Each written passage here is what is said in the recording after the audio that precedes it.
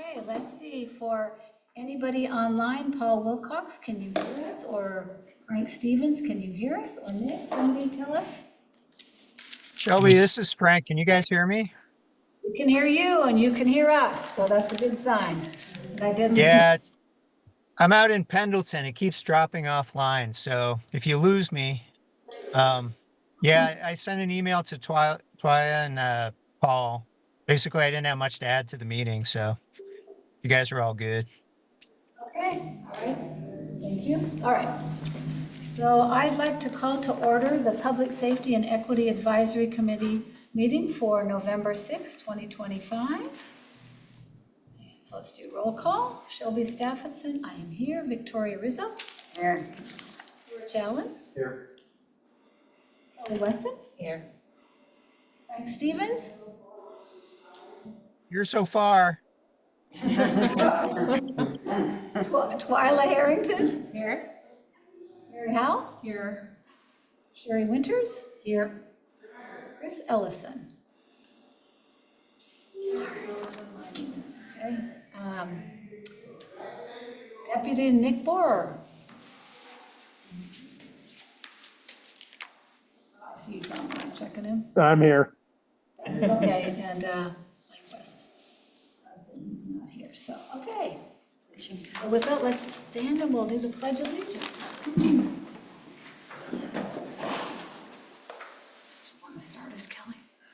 I pledge allegiance to the flag of the United States of America and to the republic for which it stands, one nation, under God, indivisible, with liberty and justice for all. Okay, next up, we'll open public comment on non-agenda items, and I'll start with those in the room. If anyone cares to speak, just come up to the speaker's table and... Oh, okay, let's see, how about online? Anyone like to address non-agenda items?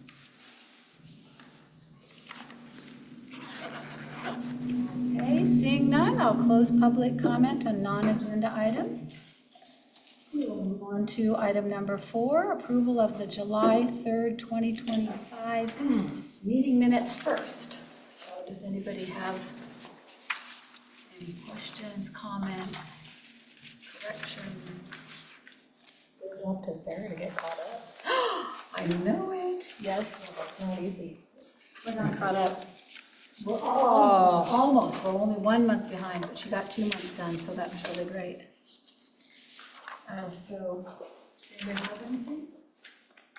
I wasn't here for the first one, but the second one looked good. Okay. We're on the first one, right? We're talking Yep. July. Yeah, the July 3rd, 2025 meeting minutes.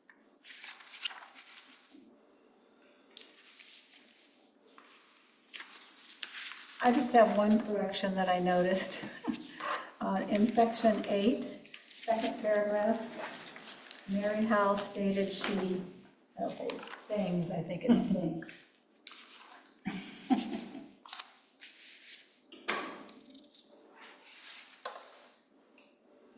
Oh, yeah. Good catch. Anyone else have anything else?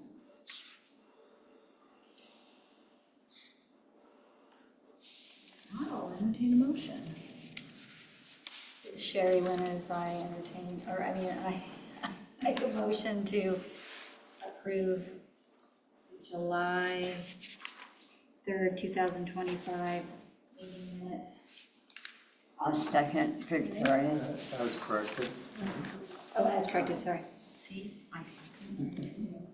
Okay, any other discussion? Otherwise, all those in favor say aye. Aye. He says aye. Any opposed? All right, it passes. Yes.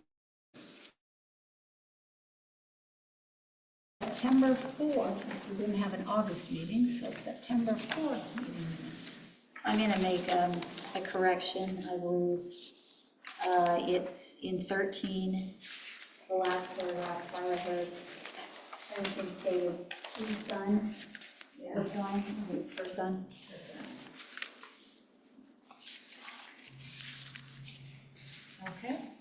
where was that again? Section 13, very last paragraph. Fourth word in. I feel like they should put the minutes through Copilot or something because those minutes make you sound really, really smart. These minutes, the automation. I'm looking back at that, I'm like, oh my. You shouldn't talk.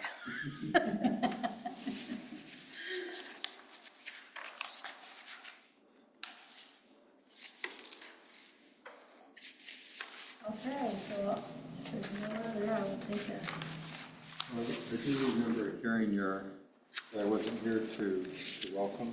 But I think that's also captured in the present where it said I started at 6:40, so I'm actually good. oh, okay, oh, because it said you were absent. Yeah, you got to. Told us about it, I can't remember, but, okay, so, someone want to give me a motion? Victoria, I move we accept the September 4th, 2025 minutes as corrected. Twyla, second. Any discussion? All right, all those in favor say aye. Aye. Okay, try to, okay, and any opposed? All right, unanimous, thank you. Okay, thank you guys, we're moving on from number 4 to number 5, discussion. They're not here yet, so we'll skip over that right now. I was told they would be here, so maybe they thought the meeting started at. Oh, okay, that's what you are, Kevin. Okay, so, sorry. How did I ignore? Okay, so yes, Kevin, the floor is yours. You could, if you would come up to the, Sheriff badge there on that badge. I didn't even see it. He says his laptop in front of him, so I didn't see it. Evening. Okay, thank you so much for coming. Yeah, absolutely. I guess for the record, Kevin Morelli, I'm Sheriff's Office Planning and Research Manager. Yeah, so I didn't like prepare just like a presentation. I know you guys submitted some questions. I can just kind of go down those line by line and provide answers, or we can just kind of do Q&A, whatever you kind of prefer. I guess I'll just go down the list of Yeah, questions that would be great. we I'm discuss. gonna put this in front of you because we're probably gonna reference this and ask you a question Yeah. related to it. No worries. Yeah, so the first question had to do with basically the crime reports that we provide on a monthly basis not aligning with the public dashboard that is out there. There's two reasons for that. The public dashboard is more of an incident level view, and so that one provides context on the most serious offense in an incident. Whereas the monthly report that you receive has all reportable offenses. And so if you think of, kind of a single incident, right? So a really good example of where this comes into play is like a car prowl, right? So you have, your car is broken into, maybe they break a window, they go in and they steal something out of it. Right, so that, I think everybody would agree, is like one incident. It's an isolated thing, it happened. But in that example, you're gonna have 3 offenses associated with it. So you'll have vandalism, for them breaking the window, unlawful entry of a vehicle, and then theft from motor vehicle. So that's essentially the difference. So the dashboard just says, this was either, in this case, it's gonna be theft from motor vehicle as the most serious, whereas the paper report is going to have all 3 kind of segregated out. That makes so much sense when you say it. Yes, it does. Yeah, so that's kind of where that discrepancy comes into play. So the second question asked was, if somebody walks into the police station in Troutdale and reports a crime from here, and has a location outside of Troutdale where it happened, would the statistic fall into Troutdale? In theory, no. So with our records management system, when a crime is reported, the location associated with that event is where it occurred. It's not where it was reported. There are times when the location is unknown, or we take the report in the office and, you know, this building essentially gets associated with that offense. And that's not atypical for crime reporting. It's something that all agencies deal with. And it's a quality control thing. We do a really good job of it, looking at our data. So there are likely some where we're gonna have, you know, 234 South of Kendall as the offense location, whereas that's where it was reported, but there isn't a field for where it was reported. It's just a single location field, which is associated with the location of the actual incident. Okay. Sure, I got that. I may be as slow as my watch today. Yeah, no worries. So we were, Kelly and I were looking at this last time, where a lot of the incidences were reported to this building. And the reason why they get reported to this building is what? Could be any number of reasons. Somebody might walk in and report at the front counter. So it's where they report it, not where the. No, it should, the address that's being entered should be the location of the offense and not where it's reported. That doesn't always happen. There are a couple of, you know, review processes that go through that should catch that. But at the end of the day, it should, the location of the offense should be associated with where it occurred. Deputy Board can probably add more color around the reporting process than I can, and kind of how that might work out. It seemed like it was a significant number, didn't it? Yeah, it was a good handful, and we were trying to figure out, oh, what's wrong with this area? And then we're Yeah, like, it's like, that's oh, we're cul-de-sac, here. that's the street. Yeah. So we couldn't figure out why there were so many. I believe that that is in conflict. Didn't we get from Captain Stewart or even from Captain Asbel before, talking about how if, that's why there's so many on our report at this address, because when they come in. So maybe that's just training, like issue where someone here got trained to just, you put in the address here, not fill in the location. Yeah, it could be. And like I said, I don't take crime reports, so I can't speak to that process very well. Okay. But in theory, it should be where it occurred as opposed to where it was reported, unless like where it occurred they don't know, or it's unknown, we don't know, we didn't get that information, then we might, input this building or wherever it was reported. Okay, so, Sherry, I might be jumping ahead then, because I think one of the things we wanted was, if there was a way we could get like a hot map, where certain types of crimes are certain colors, and then we'd see an area maybe that there was a whole lot more of some stuff happening in a certain area, and it would be sort of lit up with a bigger bubble or something like that, or many little dots of that. And I think when we were looking at information, we said, but unfortunately, this building would be lit up like crazy Yeah. because of the way it's getting reported as it's here, but we know there's not crime taking place in this building. Well, there Right. might be, but you know. Right. There are things like burger. Yeah. Yeah. I was just gonna say, this data is taken from, is it the CAD system? Depends on what report. Most of it is CAD, some of it's RMS. If we're talking about calls for service, that's CAD. If you're talking about reported crime, that's RMS. So this is a combination, or it's just CAD? Some of it is. So in like the activity report, for example, the majority of it is CAD. The section that was added more recently with the online reporting, that's RMS. Okay. What's all the individual reports in the back that we have that have supposedly everything? The list?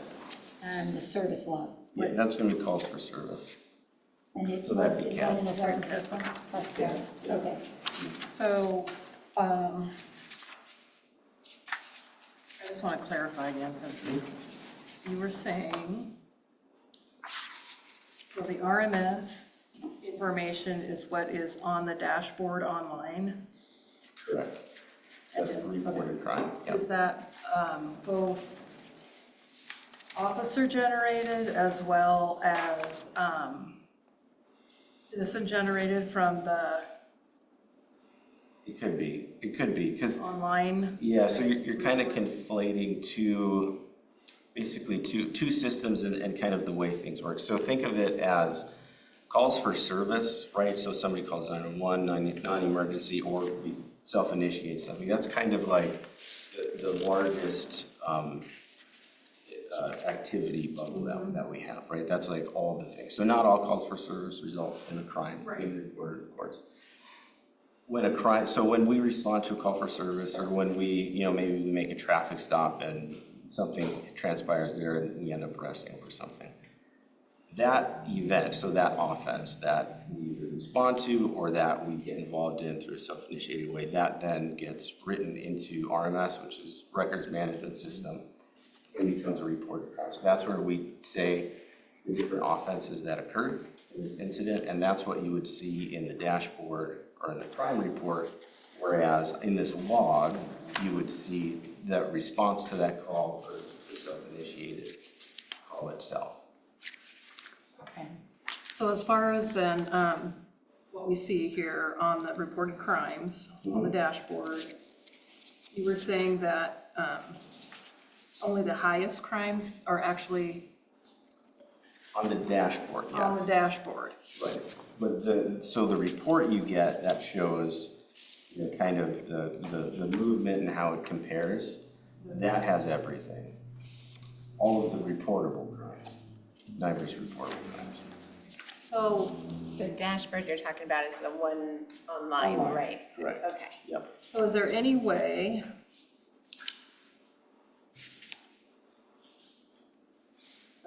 I guess we could get the actual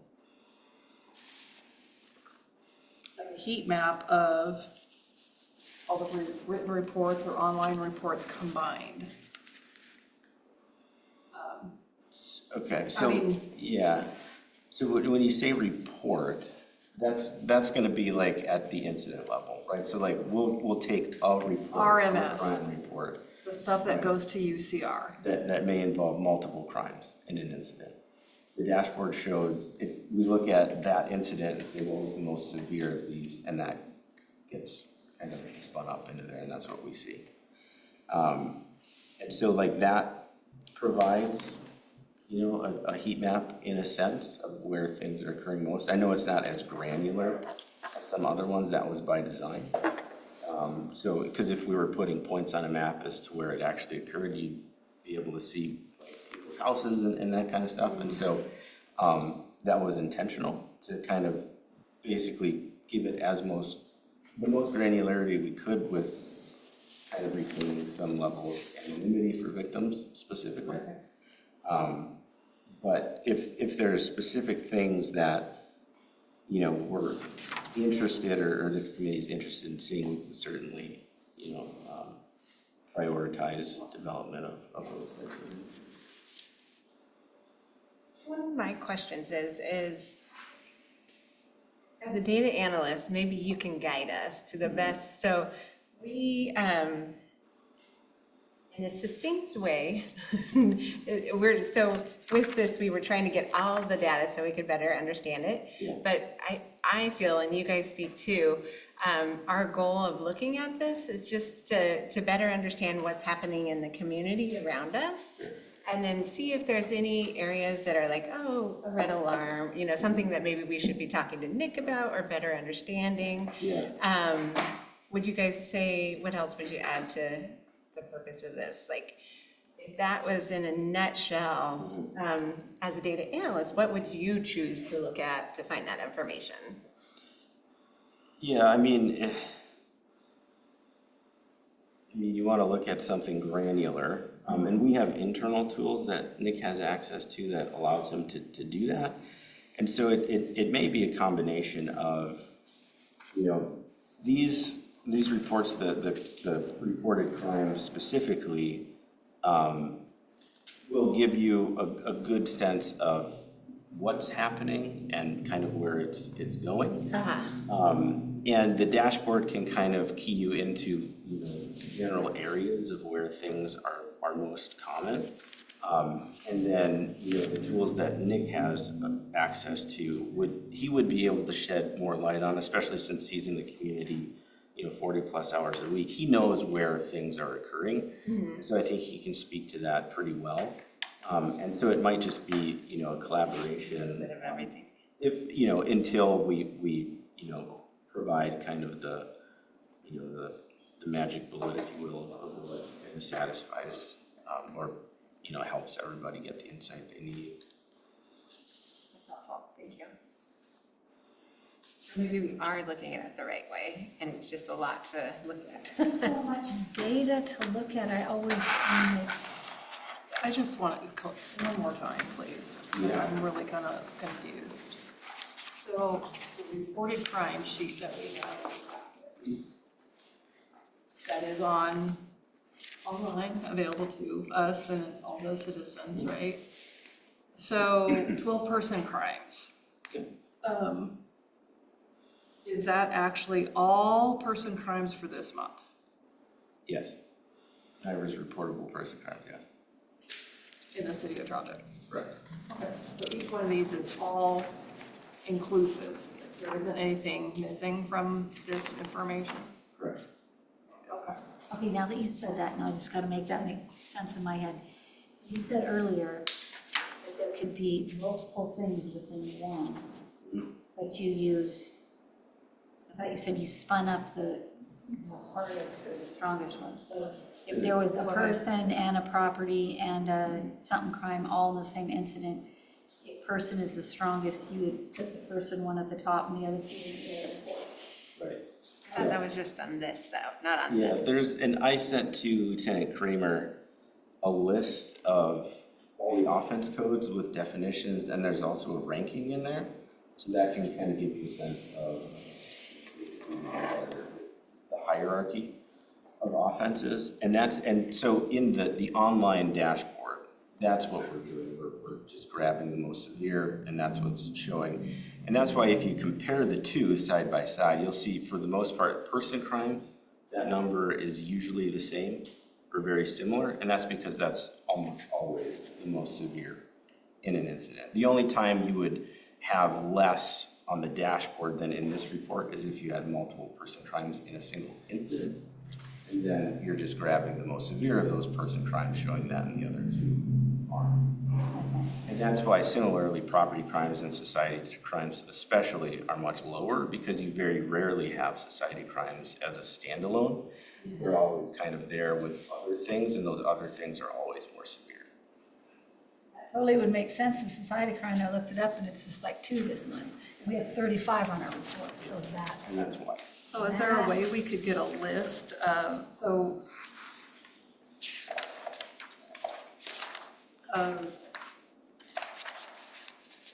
this is all calls for service, this log. The log is, yeah. All calls for service. Yep. Is there, and, Sorry, go ahead. no, you're fine. Is there a way we could get a list? So this that is provided, you're saying is, because every time I've looked, but I haven't looked this month, it's the same as the dashboard. For some of them. Yeah, so I'm, And I guess,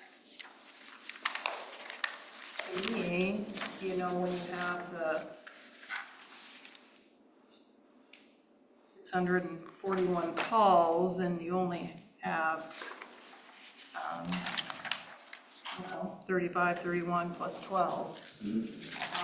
Those are the only reports that officers actually wrote and are being reported to the Uniform Crime Reporting in the state of Oregon.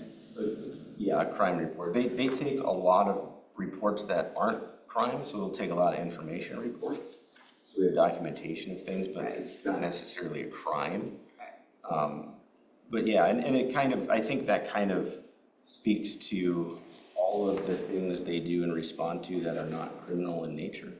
A lot of it is disorder, right? Like there may technically be a crime, but based on circumstances and their discretion, they're not arresting somebody for it. Maybe they're, speaking to them, moving along, that kind of thing, right? Technically, they could have, and it would have been reported as a crime, but based on their discretion, they decided to deal with it a different way. And so they might take an information report on that, so it's documented, but that doesn't Do we show have up. access to that information report?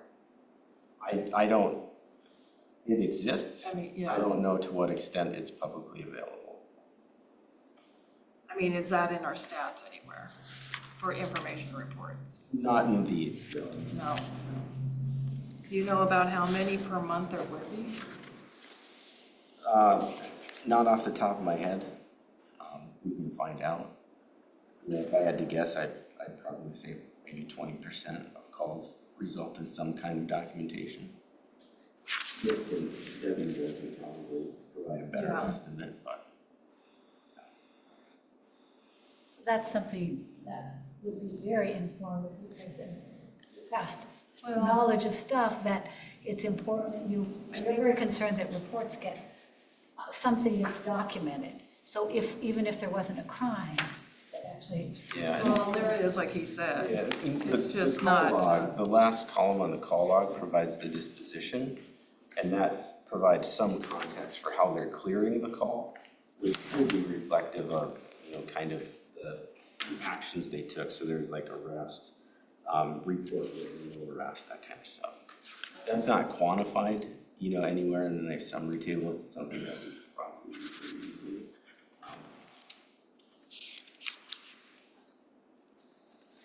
So even if you had the quantity at the end of like how many reports out of this whole month, on the service log, how many would it be?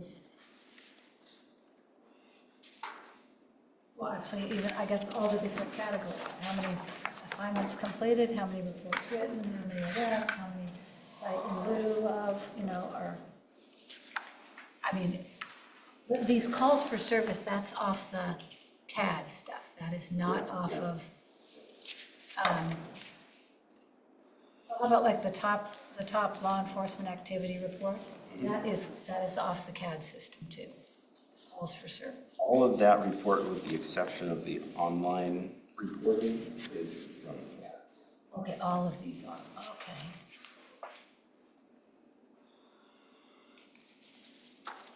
So do you have more of our questions to answer that we didn't got to? Okay. Oh, quit butting in. No, that's. Okay, I think, so number 3, I think we kind of addressed, it was the ask for the proximity location of the actual offense rather than the location.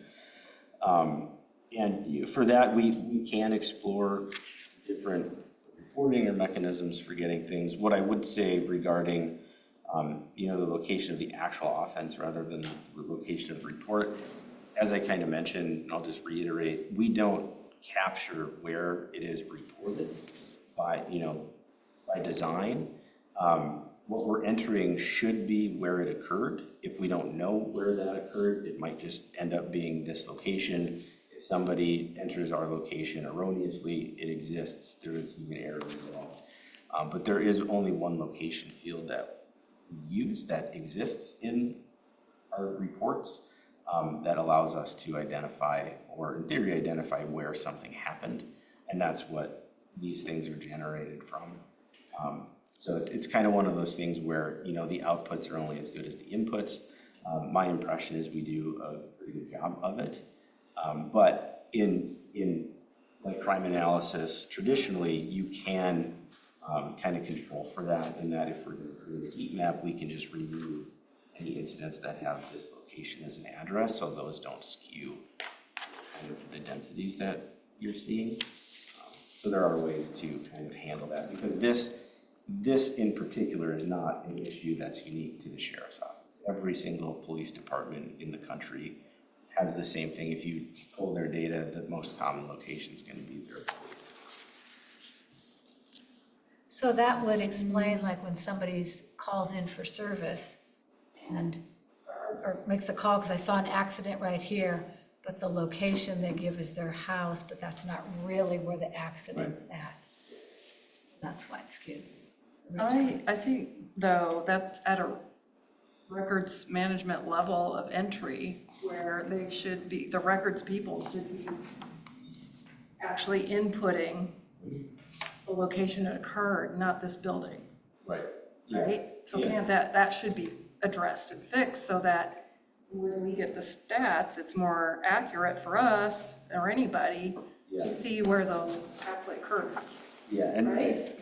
yeah, and I can't speak, with much authority to our data entry or records I management know, but process. is there a way, maybe we can find out who we can talk with, because there is quite a few of them. And I know Yeah, from working with City of Portland records for 37 years, we don't have a lot of occurrences at 1111 Southwest 2nd Avenue for Central Precinct. yeah, Because we, as records people, are required to enter. And that's according, it just makes good statistics. yeah, agreed. That should be So to put some context around what Mary's saying, there's quite a few that are attached to this building, but of the more serious stuff, theft, prostitution, vandalism, there's over a dozen of them that are tied to this building. And those you would think that somebody would know where that occurred, give an idea. Yeah. If not an identifying place, but at least an area. Yeah. I think what Mary's saying is that would be helpful to know where in the city this is happening. Yeah, I don't disagree. Yeah. It tends to be those types of incidents as well, especially the theft and the vandalism, that gets people's, Facebook chatter going. Sure. Yeah, makes sense. All right. All right, so I think we're at number 4. So is there a way to get a more specific heat map that does not cover such a large geographic area? I think we kind of discussed this a little bit. And it's certainly something that if there's specific requests or enhancements or changes to these types of things, we're certainly willing to listen and entertain that. It's one of those things that I need to prioritize internally, just because we have a lot going on, obviously, but it's certainly something that we're willing to take a look at and make changes to, provided we're able to. And I know for that, your standpoint, you can only draw the information as it is already entered into the system, so that's why I was saying, get that. I mean, Yeah, and like I said, I think. Did you see a lot in there for this, this address for this? I haven't. There's quite a bit. Yeah. I mean, like a self-initiated call, I expect they might Correct. choose this building. Yeah. But on the ones that I mentioned earlier, the stolen vehicle, the vandalism, the prostitution. You would think they would know where that happened. Yeah. And I was just going to say, by looking at the heat map for this month's data, you can clearly call out 2 areas, and it's not actually this, it's down on Frontage Road and out a little bit further. And so actually with that information he gave, I feel like it all makes sense now. So now that you make that comment, I do want to clarify one thing. So when we're saying we see a lot at this building, are we talking about reported crime, or are we talking about the call log, like this stuff? Because. Well, I think what he's saying is you would think that theft of a vehicle, prostitution, and whatever, they should have case numbers and reports written. So that, therefore, if they did occur in the city of Troutdale, that those should be entered at that specific address and not this address. Correct. Unless they actually happened here Right. You know? And so, yeah. I mean, maybe a car got stolen from the lot, maybe there was somebody walking up and down the sidewalk. Yeah, and I would like to clarify though, because, you know, in thinking of all the data we provide you, which is a lot, I don't think, aside from like the dashboard, I don't think there's any addresses you have visibility to that are associated with the crime itself. So everything I talked about is still true, but I was speaking from the lens of, I thought we were talking about reported crime and not calls for service. So I can speak to why you see a lot of 234 Southwest Kendall on here. And that's because if it gets reported here, so if they come here, because this is essentially like the dispatch location, right? So these are calls or self-initiated activity, and that's basically like where are they going to, right? So this is specific to, you know, BOEC, Bureau of Emergency Communications for Portland, getting a call and saying, hey, there's somebody in your lobby, they just called 911 for whatever, they want to report a crime. We get that address here because that's where the deputy's going. Doesn't mean it occurred here. The crime report, if one results from it, will have the location of where that crime occurred. Somebody comes in to report a rape, they dispatch an officer or a deputy to kind of manage that, take the report, start the investigation. It'll come out as this address in the CAD call, but in the report, it's gonna have information about where that actually occurred. And so again, I think it's important to try and disassociate calls as synonymous with crime, because they're not. This is gonna tell you where is the enforcement activity happening, where are we responding to, where are we meeting the community? And that, I don't think is surprising that it happens here most often, right? People come in and report crimes, we take phone reports, right? If that comes in over a phone call or something, we'll get the address here for it. So I think that's an important distinction. Yes, that makes more sense. Isn't that the only address we're seeing, or are we saying that the heat maps would be correct? There are no heat maps related to calls for service. The heat maps in the dashboard, which I think is the only one that's produced at this point, is reported crime. So I'm just gonna say, Not in here, this is called. I'm just, from my standpoint, you know, getting on this committee 2.5 years or whatever it was ago, and listening to information and having less information than this packet is now, and having a hard time digesting what any of it means really in the big picture. But even that little bit, like, gives a little bit of a different impression. I'm more, you know, picture generated, like, so I can read through all these, which I find fascinating. However, I think, oh, it would make more sense, because did I read one somewhere else or whatever? Are we having a lot of, you know, issues right up there on that, you know, street for some reason, or we haven't? So to me, I like having, it doesn't have to be the perfect address to the place, but sort of the location to know if there's an issue. But I would like to do it, seeing it, you know, with, like, purple is whatever it is, vandalism. Sure. And then just seeing, it's like, and even if it was just nothing else but the city's boundaries on there, and like you see an area and you go, oh yeah, okay, of course, that's Columbia Park, it's having a terrible problem right now. It's like, oh, maybe we think about ways that we could, you know, we talked about a community watch type program or something, like, oh, maybe there's something we could do, just as our group is trying to help solve some problems or like notice something. So for me, yeah, understanding that you can't give all of the stuff, and then some of this is just the calls, and it's not the same. Somebody could call about a problem and it's not really a problem there.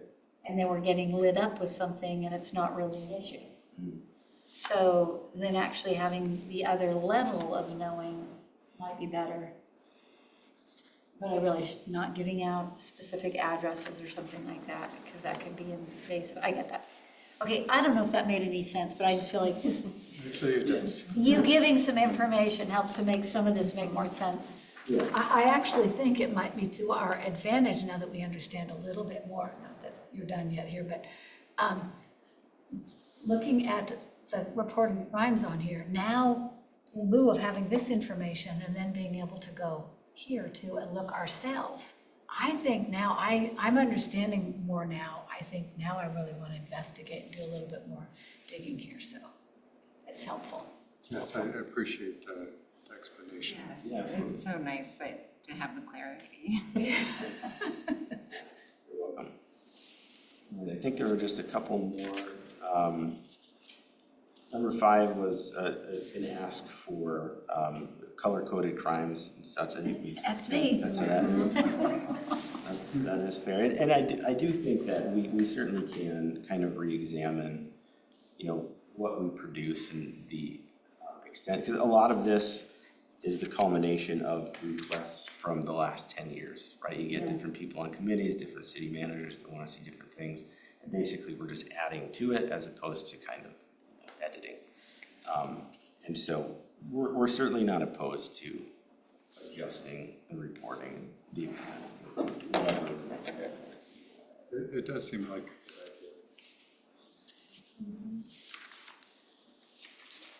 So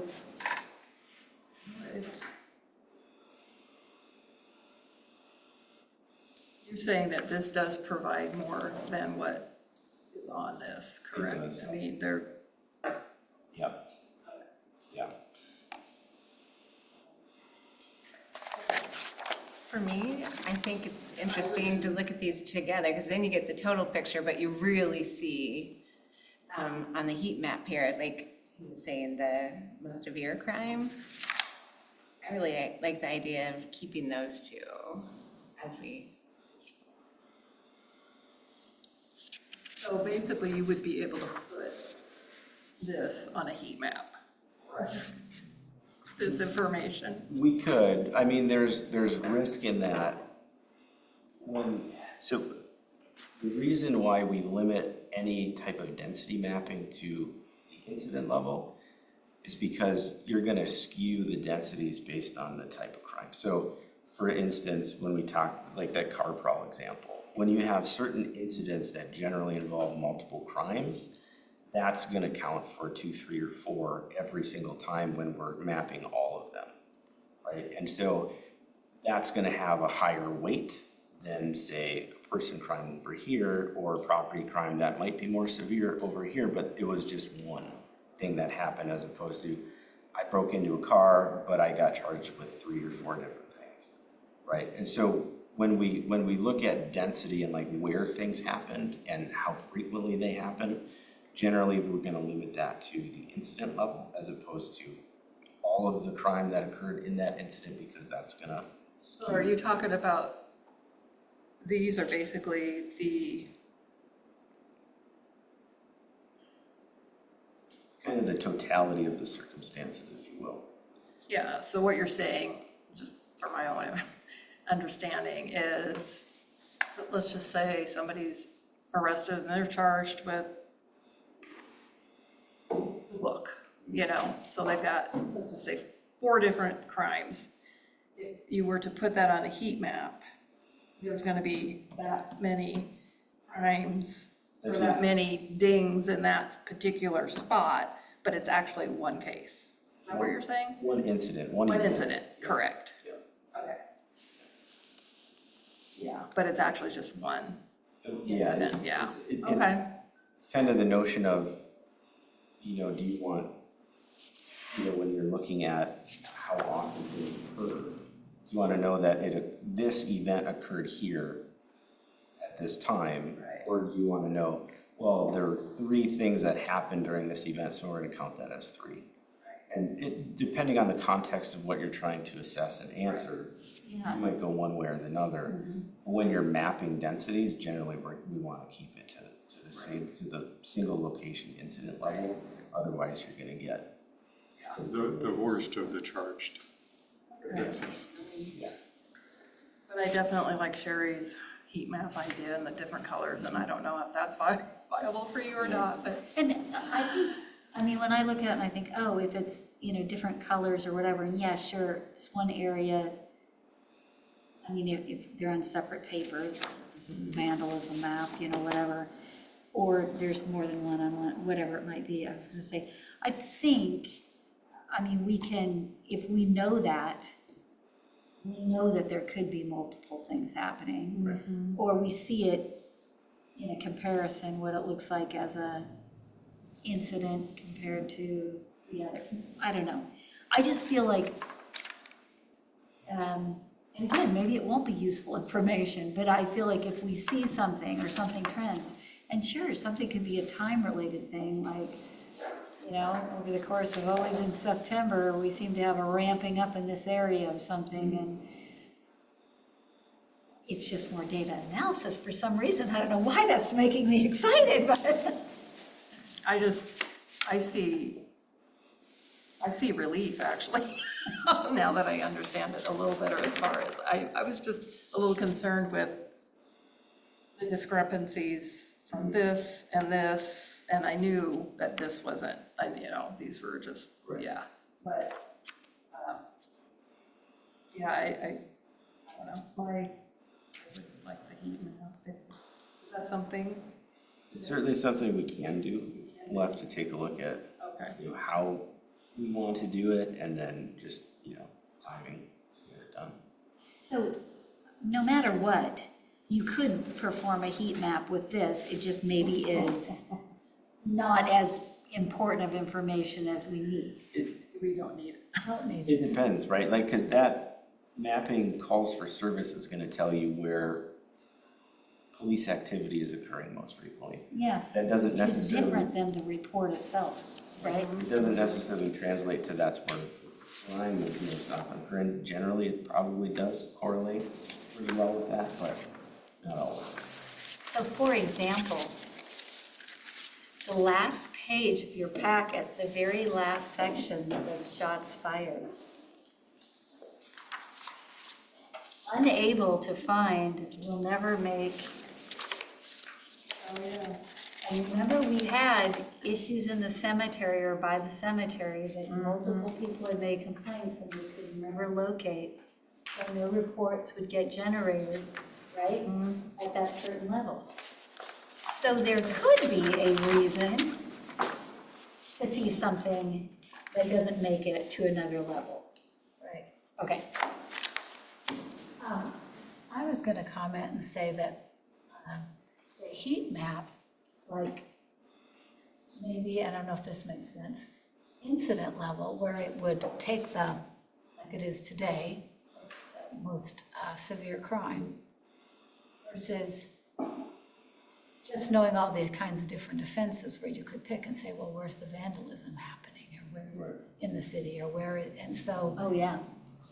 Or where are car thefts happening, or I don't know, where burglaries. I mean, just looking at those for just like the kind of crime versus like, okay, just incidents, just want to count it once, even if there's other offenses, but just, I don't know if that makes sense, because it seems like both kind of inform you in a different way. Yeah, it does. And that type of ability to drill down exists on that dashboard.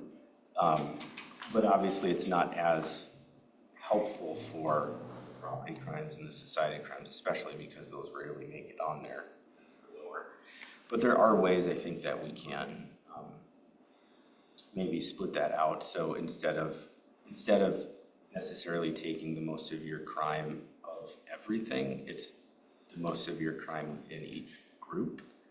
And so you would have, you know, maybe a person crime view, and then it lists all of the incidents that had a person crime, and then we're gonna report on the most severe. And then similarly, you have one for property crime, and it's gonna list all of the incidents that had a property crime, regardless if there was a person crime associated. We're still gonna report that, and then we're gonna pull out the most severe property crime within that offense to kind of like visualize or contextualize it. Okay, yeah. But then you'd be able to say, where are my property crimes occurring? And it wouldn't be, you know, kind of muddled by, well, the person crime also occurred, we don't see it. Yeah, I think that's something we can. Okay, I'm just going back to something you said before, and I'm trying to wrap my brain around it again. So if somebody was on drugs and going through, I don't know, the mall parking lot down there, and, I don't know, stabbed 6 people, you would count as one? Because it was, even though he attacked 6 different people. On the dashboard, yes. For like federal reporting, it would count as 6. Okay, person crimes are reported individually to the feds.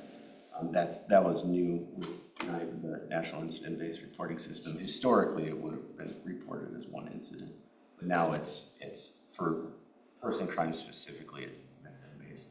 So if in your example, there was one incident and there were multiple victims to like an aggravated assault or something, those aggravated assaults get reported individually. Okay. Okay, hopefully that sticks in the forehead. Okay, and wasn't one of our questions, but did you say that you sent a list? I think sometimes we get confused on the different meanings of, we talked about this last time. things like Yeah. burglary and robbery, and Yeah. what's the differences and all this? What's vice? Okay, I think we got that answered last time. but- Yeah, so I forwarded a list of call types. So we don't, so BOA, so Portland, that does the emergency dispatching, they kind of manage all of the call type and definitions. I reached out to them. They didn't have a readily available document that basically says, here's the call type, the translation, and this is what it means contextually.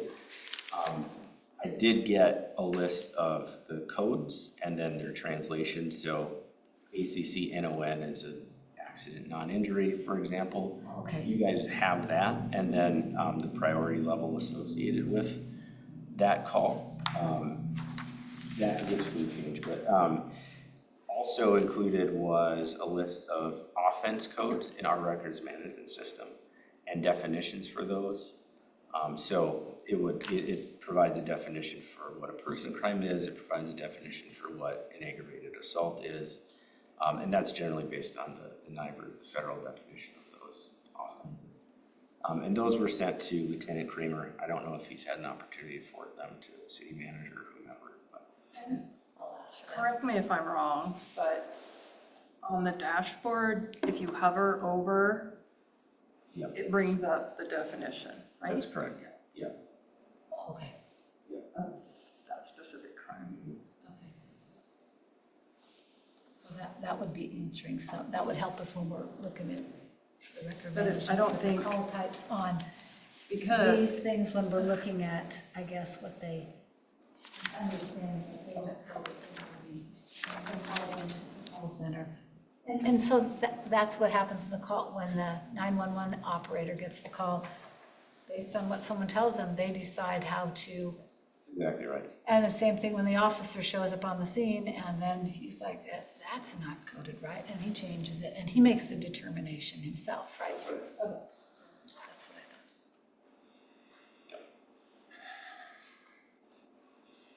I thought. So I think the last one that we didn't call out specifically, but I think we've touched on was the question about the data source for each report. And so it's, like I had mentioned, it comes from one of two places. It comes from CAD, Computer Aided Dispatch. And that's, so anything that you're looking at that is associated with a call for service, that's going to be CAD. Anything you're looking at that is associated with a crime report, an online report, that's going to be our records management system, or our. Okay, so you finished all of our questions? Yes. Okay, so I think this was a question we had talked about, but maybe it didn't make the list. Or maybe it was solved already, I didn't understand it. On the very front page, on the call type, the very last line says, all other call types. Yes. And we had decided maybe we're taking a little bit of issue with the fact that, between 40 and 50% of the information is all other call types. Sure. And so, when you get something broken down, it says for vandalism out of the whole thing, that's so minuscule that. Right. So I think we kind of want to know if there's a way to see what these other things are. I know Frank's not on anymore, but we've seen some stuff related to homeless, or that type of stuff, and he counted up some stuff and last time, and so I think that we were just trying to know on that all other call types, if there's a way we can get a breakdown of seeing what they are. Sure. Yeah, so for context, These call types were conceptualized and kind of decided as these are the ones we're going to call out specifically, probably like 8 years ago. So the needs may have very well changed. For additional context, there are 225 different call types used by BOEC. So, and that's why we very deliberately said, well, let's pick a dozen or so to call out. And then that all other is going to consist of one of those 213 others. The call log will give you like context. It does say what the call type was, and it doesn't go back to like these categories. It will call them out specifically. We can certainly put a table together on here that is a giant table that says here's all of the call types and the counts of those that occurred this month, if that's useful for you. It may very well be very large. You're going to have a lot of them that just have like a couple.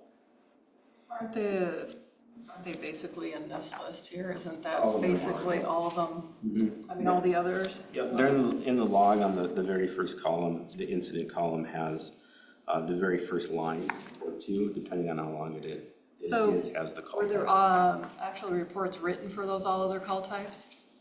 There could have been. Incident reports There written? could have been. So if you look through the log and find any clear remarks that, or any cleared by that indicates the report was written, and that call type is not one of, these 15 that are called out, then that would have been one that is a different call type that had a report. But yeah, absolutely. Regardless of, what the call came out as or what it was cleared as, if it necessitates a report either because of what happened or by policy. And the J assignment completed, you understand that as that's report wasn't written, right? Or Technically, no. It's again, that's kind of one of the catch-alls that is very commonly used. And some deputies do a much better job than others of clearing the call with exactly what happened. It's one of those things where when you have 100 deputies on the road, data integrity is nothing, but for the most part, there's been a lot of direction from our command about that, and they've done a pretty good job from what I've seen, especially in the last 6 or 7 years. There's been a big improvement in that area. So I can find, I think, an example of what you were talking about is on October 15th, that's 9/21, in the call for service log, there's a fraud code, and a report was written, but there's no fraud category on the front page, so that's in the all other types. right. So reports sometimes can get written on some of these others, so.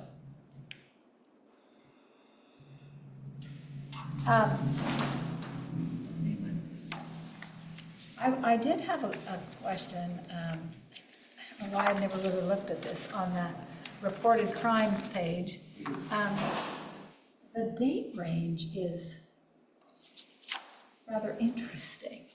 I mean, I think it's because it's trying to make them all exactly it is. 30 or 31 days, because then when you go backwards, it doesn't line up with the Yes. whole month. Ends up being like April 22nd to May 22nd and 2024. It's all kind of, Yeah, so the charts are dynamic and they key off of the date range. So if we're looking at February, for example, at 28 days, and you can say January usually is gonna have more crime or incidents or whatever we're looking at because it has, 10% more days in it. And so in this case, it's apples to apples, where we're saying February, we're looking at 28 days. What happened in the last 28 days before that? okay.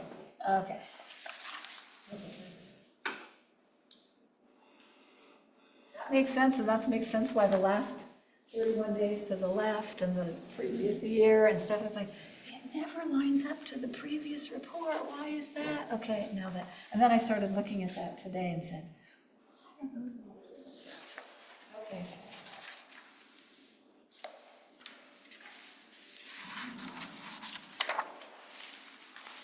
That's all my questions. Anyone else have any questions? Thank you for coming. Oh, Sorry, just a quick question. I think part of what I'm having trouble with is just a little bit of the organization of this and not being able to sort of click through and click down on it, because I'm used to some of that. Is there a way to maybe have the same information broken out in maybe a couple different ways? So instead of just looking at a bunch of numbers here and then really tiny bar graphs, have this be the numbers broken out, but then also the bar graphs maybe broken out, and like just pulling some of that information out a little bit more? Yeah, I mean, we can pretty much do anything. It's really just, like I said, these were designed years ago, and they're probably due for a facelift. Okay. And so, yeah, I think we can certainly take a look at how we might be able to better.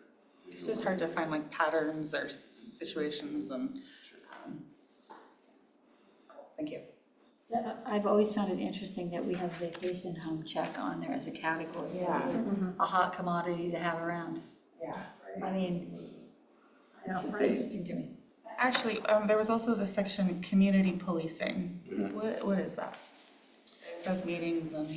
Yeah, I think Deputy Board can probably provide Yeah. more definitive answer, but generally that is categories where we're doing something that is not specifically related to like responding to a call or, you know, taking a report. It's when we're just out in the community, attending meetings, events, that kind of stuff. Okay. And it's one of those. Kevin, I can explain it to you if you want me to. Yeah. So there's different categories. There's like a community contact, community other, community oriented policing, and I think community meeting. I don't think there's any other categories. I think those are the only ones.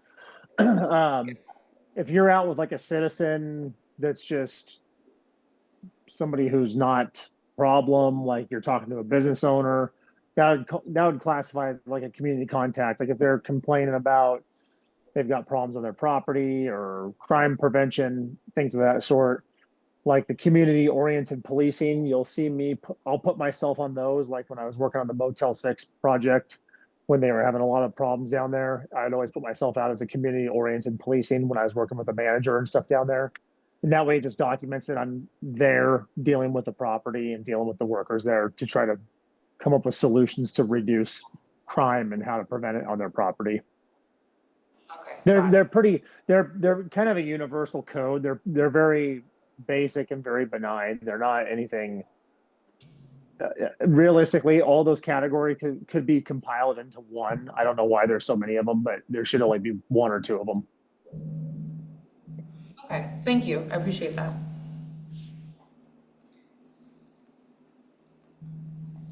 I do have one other question. I did note, and I think this is probably just a data entry thing, right? Because the record. Talk louder, please. Oh, pardon? Talk louder, please. I can't I'm hear you. doing my usual talking like, okay, so the, on the calls for service log on October 2nd, I noted this address and I was noting that, I was trying to find it on the dashboard. So I found on the dashboard for that same exact address, just because it's not a common address that things come up. But it was dated on 10/6 and categorized as all other larceny. So because it's dated 10/6 and the calls for service log was 10/2, that's just, I mean, human error is possible because this is record management. I mean, they could have just put the wrong date, right? Otherwise, why would the date be so different? Where are you seeing the date and location of the crime? On the dashboard, when I Okay, was looking then to the right, there was a date and it had an address and it said what it was coded. And I said, oh, I'm just gonna see if these are on the call for service log. That address doesn't come up so often. yeah, and it's possible that they are separate incidents, that the report actually occurred on, you know, that occurred on the 10th. That's when they responded to it, and they had a call there, you know, a couple of days prior. I couldn't find another one with that address, I think, but okay, so. And it's also, so one of the things that come up, and it doesn't sound like this is the correct direction for the scenario. But when we get reports of crime, there's essentially 2 date fields that we enter. One is the report date, which is basically like when we create the record in the RMS.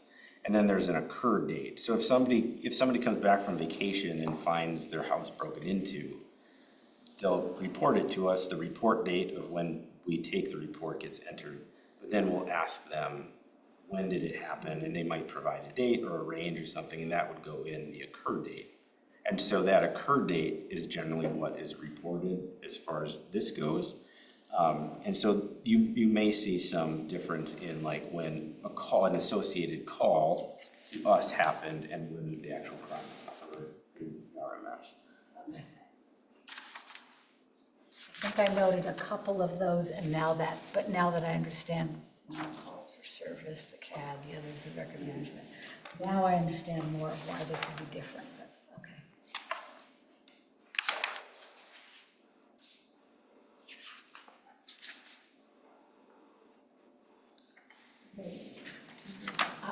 I might go ahead and ask, Paul had submitted or sent me some questions, so I might ask. He said, let's see, this was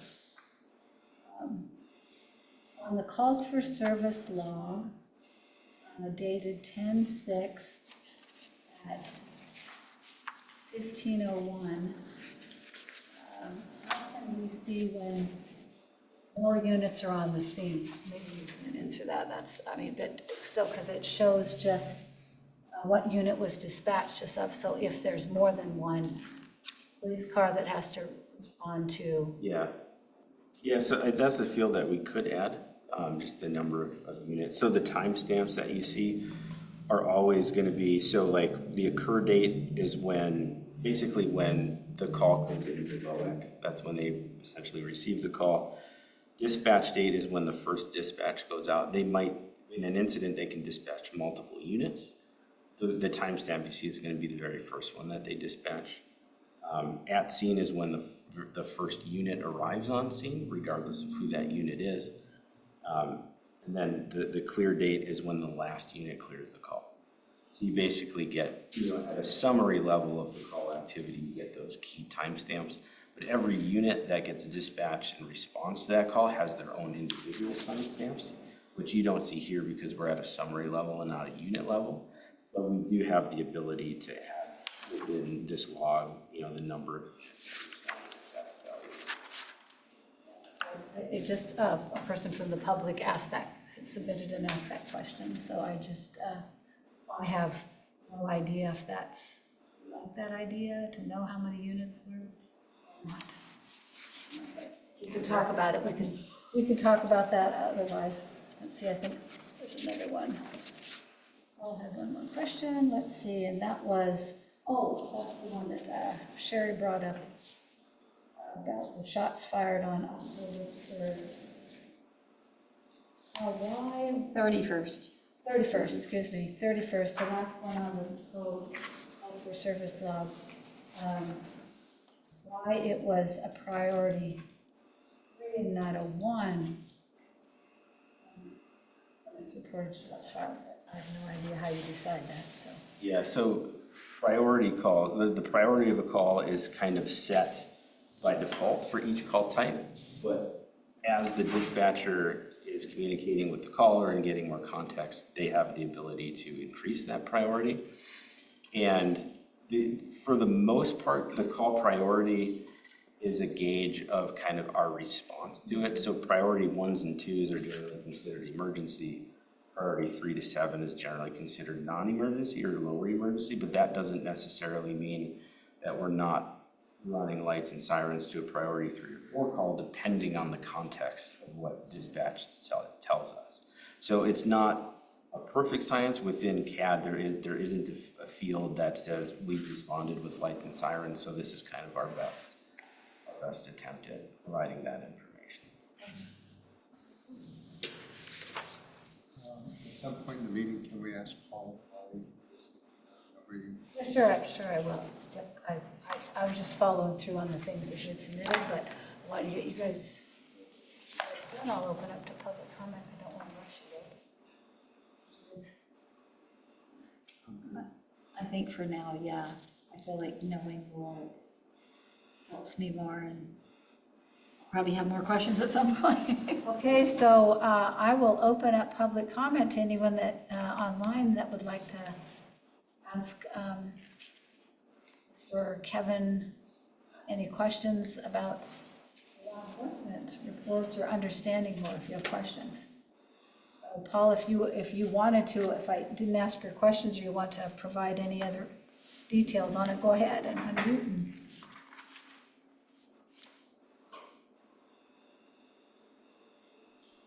Hey, thank you, Shelby.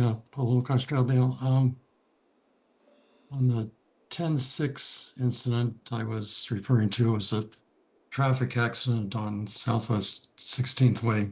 Nick might even be familiar with it. He might have showed up. Somebody out into the rear end of a parked car. I had a neighbor call me to go check it out since we live nearby. But my main question was, how does the second unit appearing on scene show up statistically? And another follow-up idea I had on that is, could that be a staffing issue? You know, if we have, I know Troutdale has two distinct geographic districts, but if a large number of calls are requiring 2 units to respond to a specific call, you know, that could be a staffing issue. So I just wanted to follow up with that comment. Thanks. Yeah, so you're not wrong in that there's potential staffing issues if a lot of calls require multi-unit responses. I think one of the benefits of having the operations center in Troutdale is that if one of the Troutdale units is tied up and something comes in that requires multi-unit response, it doesn't mean we're only sending the one Troutdale unit. All the other units that are patrolling Fairview, Wood Village, that are here in District 50, if they need to, they will respond. So if the incident requires a multi-unit response and we have units available, or units that can just kind of drop what they're doing because it's not as high a priority, that's how it works. We're not responding with a single unit because we're understaffed and there's a need for it. Because we, you know, by policy, we have 8 to 10 cars on the road at any given time, patrolling Fairview, Wood Village, District 50, District 40, that are relatively close, that do provide mutual aid when needed. Paul, were you saying that you live close by that area? Yes. I was the one who actually reported that incident. I saw it on my way home one day. Okay. Was that where the rollover and they crashed into the car? Yeah. No, I don't think anybody rolled over. There was a yellow van pushed up on the sidewalk that was parked at the curb, and the car that hit it was spun around 180 degrees in the middle of the street.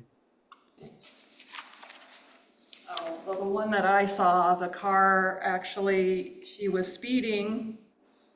Her car hit a parked car. It was a yellow car that was parked. Her car, I think, was blue or black. Anyway, and she flipped and landed right back up on her wheels.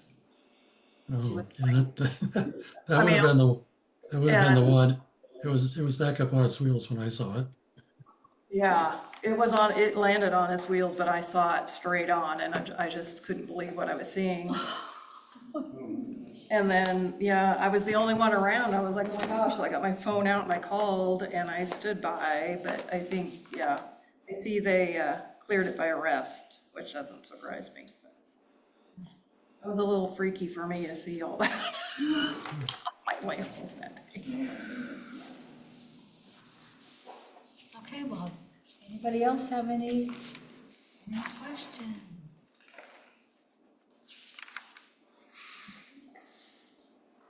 All I gotta say is thank you so much. This has been so informative to us. Absolutely. Should backed up and had you a long time ago, Colin. As you have ideas, for enhancements to the report, please, you can kind of route them through Deputy Bohr. He knows how to get a hold of me. We're certainly open to adjusting, changing, adding to, developing new, really trying to provide whatever is most impactful that allows you to do what you need to do. So at this point forward, does that mean we have to re-request possibly heat maps? I think we'll do it formally. We'll just, I mean, fine if you want to take this idea and already mull it, but I was gonna say, I think as we're mulling through and we're gonna look at filter, we could just be asking for, okay, what else do you guys really think as a committee you would like to see? And then put our request in, so. Yeah, I kind of do feel like if we saw some stuff, it might say, oh, hey, the reason this isn't working is because of this, or this is working great. This little tweak might help.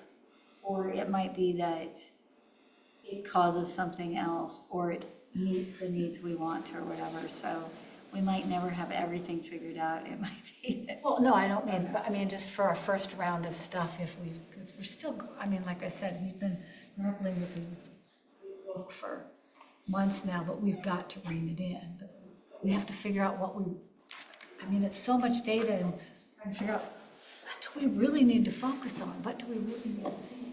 It's supposed to be trying to worry about public safety and we want to be doing a good job. I feel like, I think that's the hard part, is we kind of want the data to tell us the story of what we need to be focusing on. And it's hard because right now we're looking at it, trying to figure out, okay, what do we know about Troutdale and our issues and how does that show here? And it's just, it's hard to do that. And it's hard to do that with paper as well. Because you gotta drill down a little bit. Is there anything, and again, maybe you don't have an idea or you don't want to say because it'd be incorrect or something, but is there anything that you see that you say, oh yeah, I believe this would be super helpful for you guys or something? I mean, are we not asking for something we should have been asking for a while ago, or? No, I think it's good, and in fact, it's very encouraging for me as a researcher and an analyst to have a committee that is so data hungry. A lot of times it's kind of the opposite. So that's why I don't have any problem trying to fit that work into my team's schedule, because I think it is meaningful, not just for you but for the public as a whole. I'm sure some of the questions you're asking, others have the same thing, right? And so I think what you're talking about makes a lot of sense, right? I think it's just a matter of kind of reining it in a little bit and putting some more parameters around what exactly do you want to see. Because the last thing I want to do is produce more reports, more dashboards that maybe kind of address what you're asking for, but just add to the collection of information you're trying to consume, which at the end of the day is just going to cause more confusion than not. So I'm going to say one more thing, and I promise I'll be quiet. I think for some people, looking at some of this information a certain way is helpful. And for some, we could use it a different way or whatever.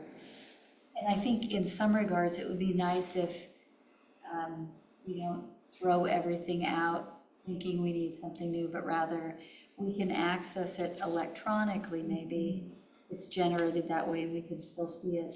But there might be some things that, if we see it a little bit different way, or we realize we don't need it.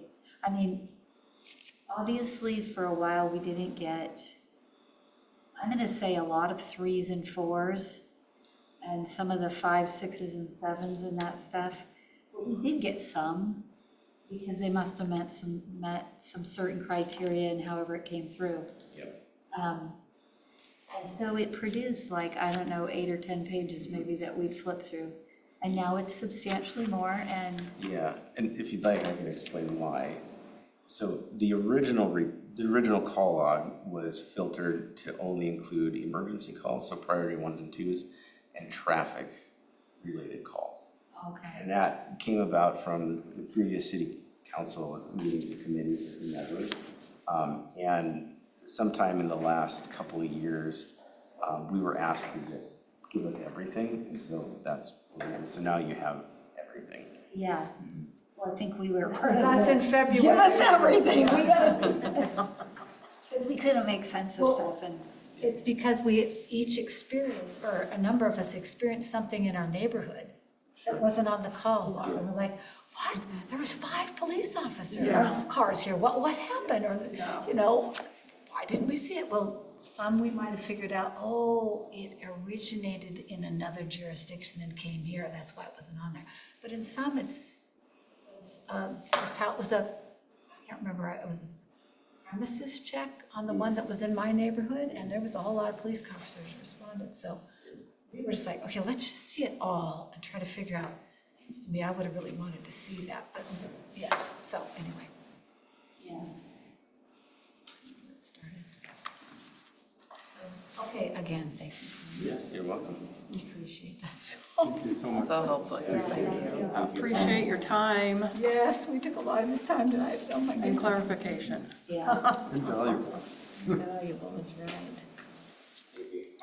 Okay, so let's see. Let's go on to agenda item number 6. Okay, now we're gonna review the law enforcement reports from October. If there's anything you guys want to specifically ask Nick about, what you saw on his reports. Questions for Nick?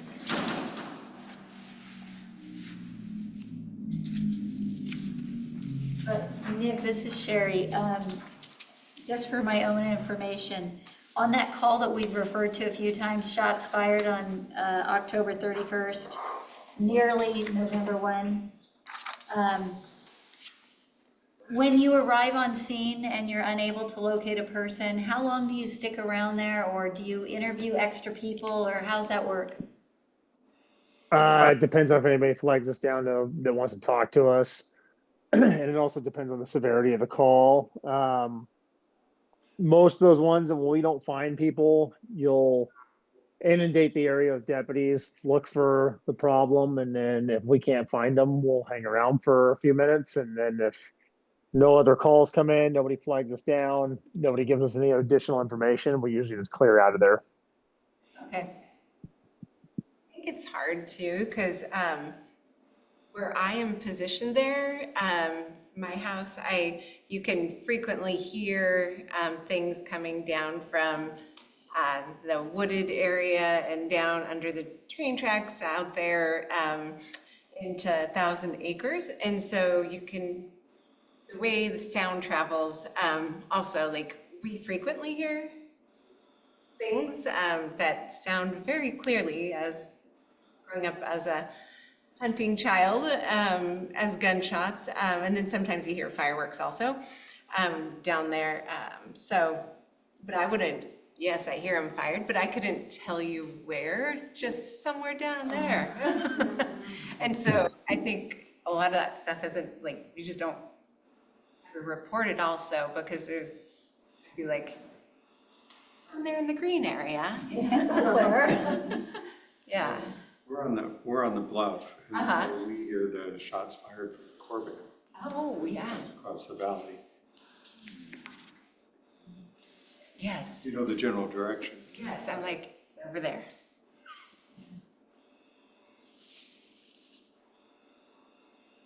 Well, how about, this is also Sherry, for you, Nick.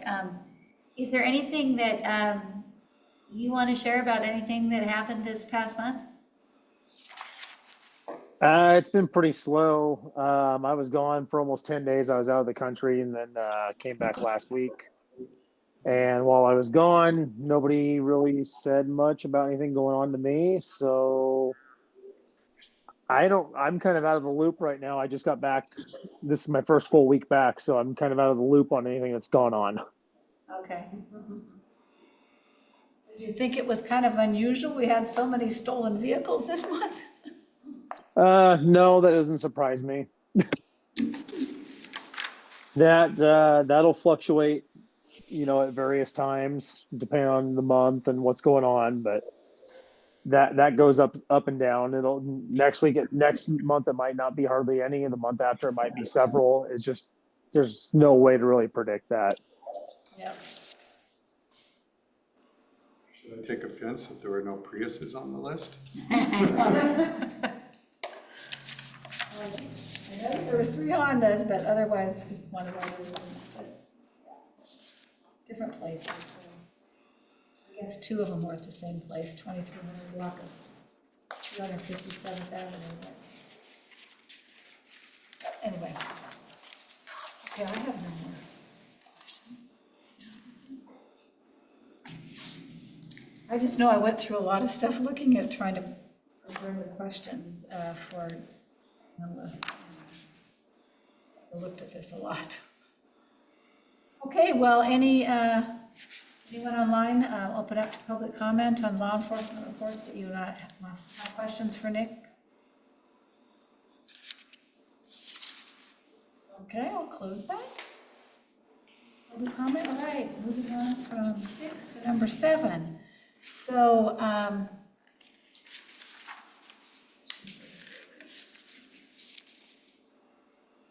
community resource officer, deputy work.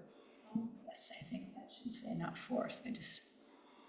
So, is there anything that we would like to formally have them be looking at this next month?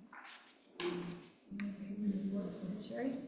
I'm just gonna, I know this had been talked about before, and we were like, no, we don't want to deal with red light cameras or anything like that. And I just wondered if you didn't have something else to do, which I'm sure you do, but what would sitting around 257th and Stark look like?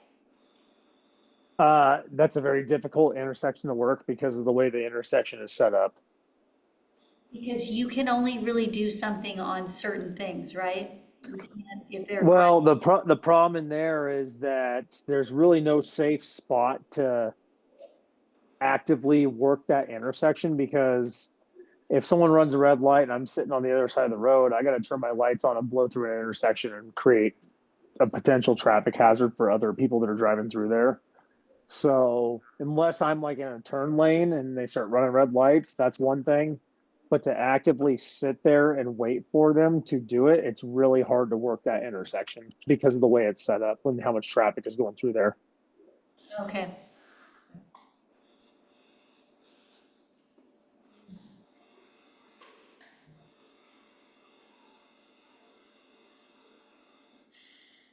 So that's really kind of a bad spot because of the way traffic coming from Troutdale Road towards Gresham, hidden by the left. The entire intersection's bad. Yeah, the cars coming towards Gresham get hidden by the left-hand turn lane, and the other left-hand turn lane on the opposite side, you can't really see them until they don't really have enough time. Yeah. Yet they got that flashing yellow, so. But that flashing yellow will go to a solid green arrow at time. I mean, it will flip to it. I was there the other day and I watched a gal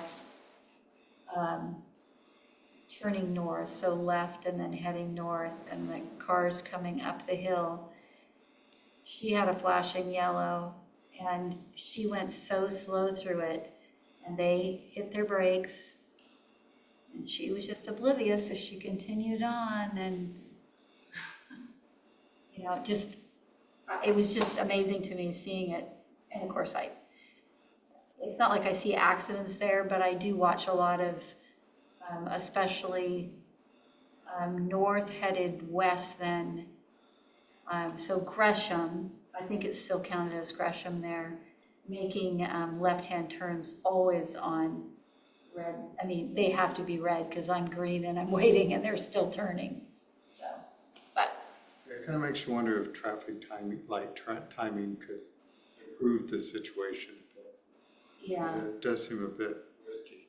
I just figured if Nick was sitting there, he might scare him. You could just install a flashing light and make people think it's one of those cameras. Stop. way cheaper for us too. Oh, yes, yes, that's very true.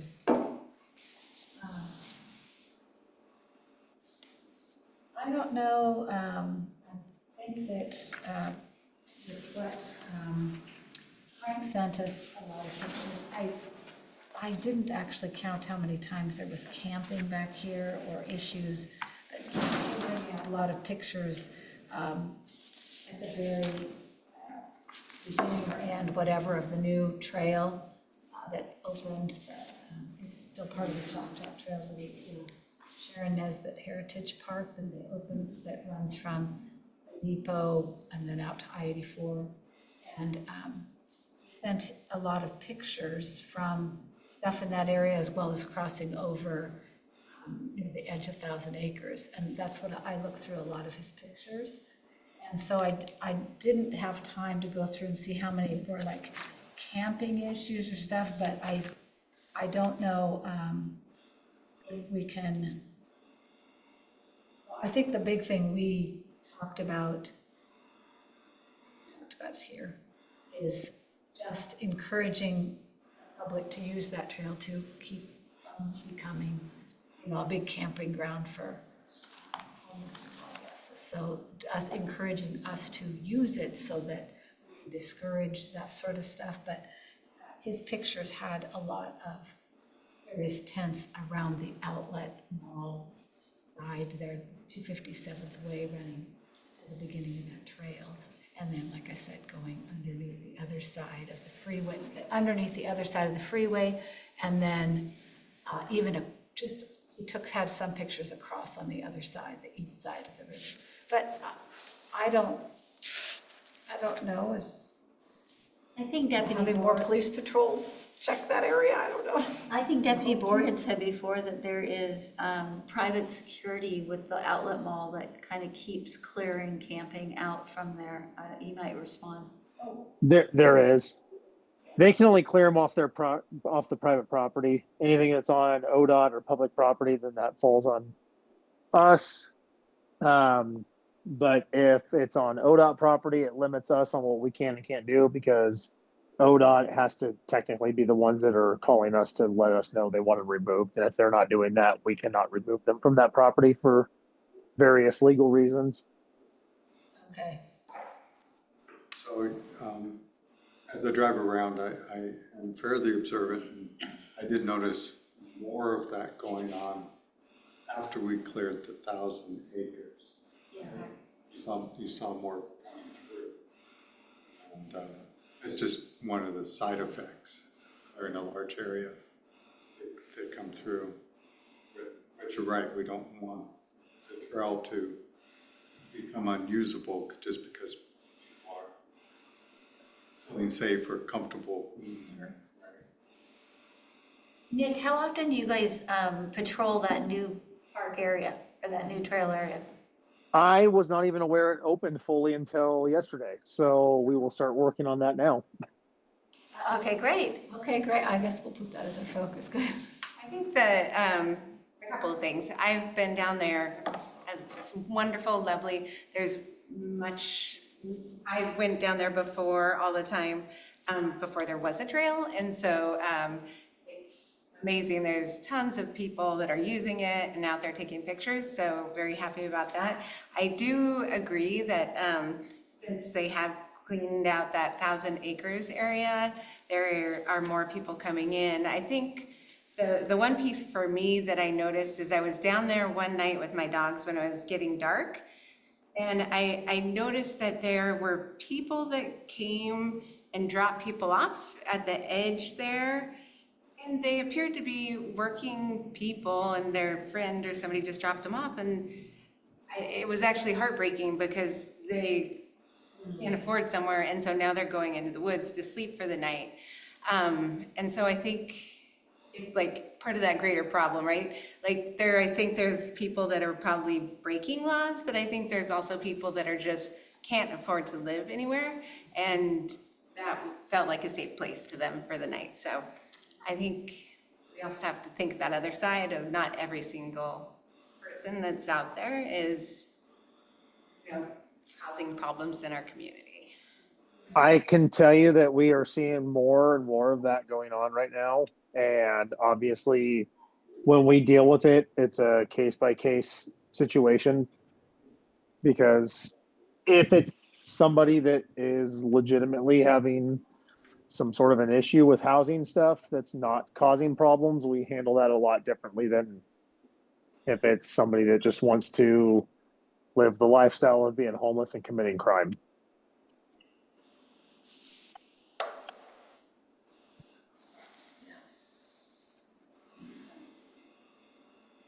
Okay, but anyone have any other areas of concern, areas that you guys have been watching?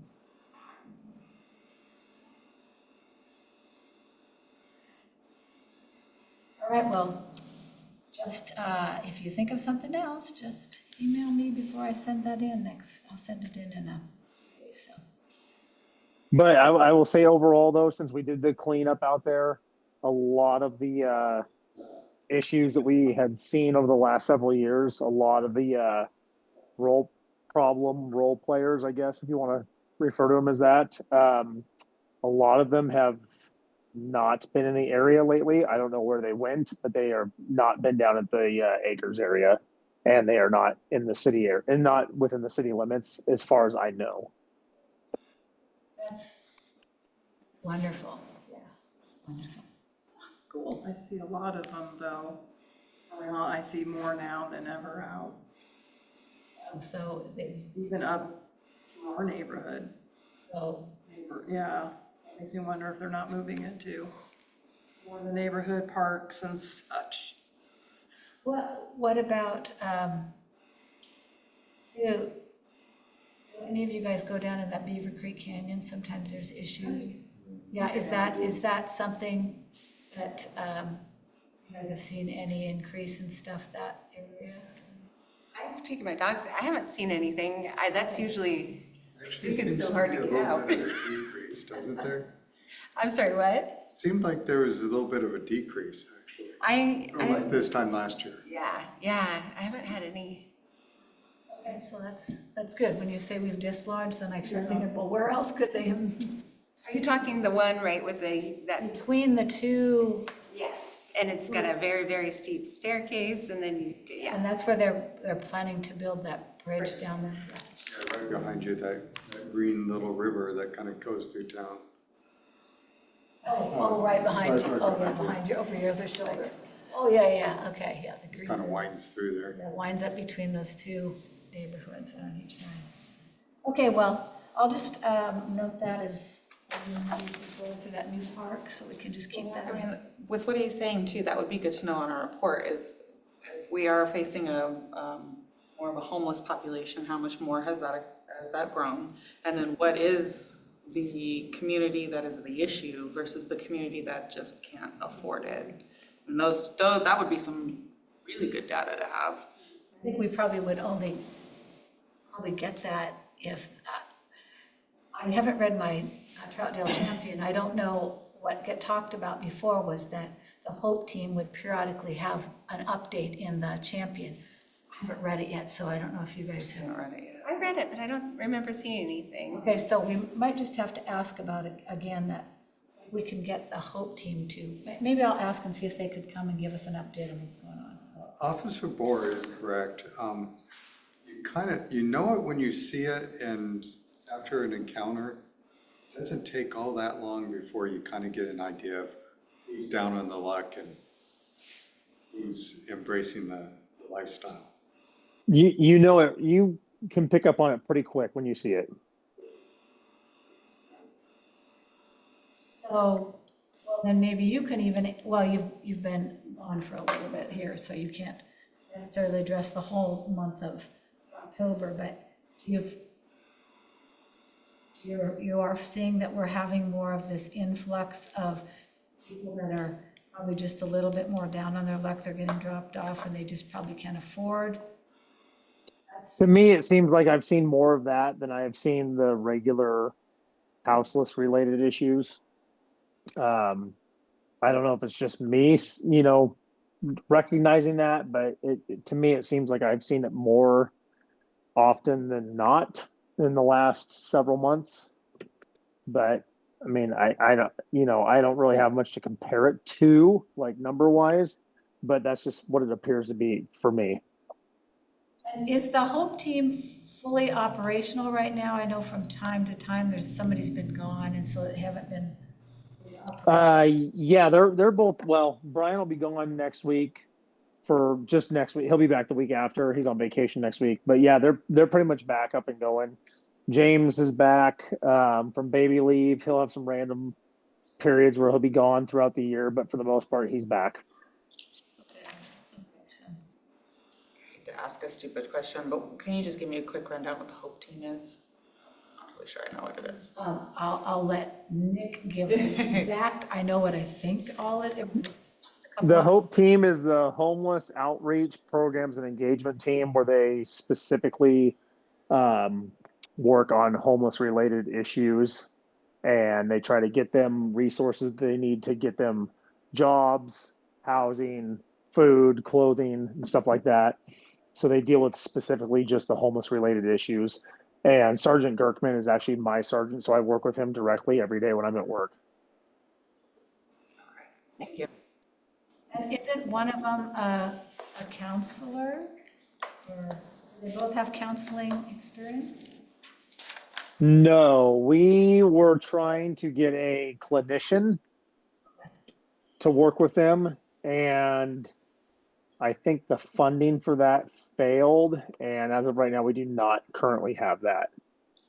Okay, so they're both officers. Yeah. Yes.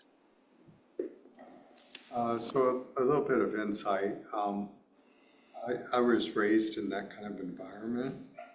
And so what I noticed was about a third increase in the number of down on the luck.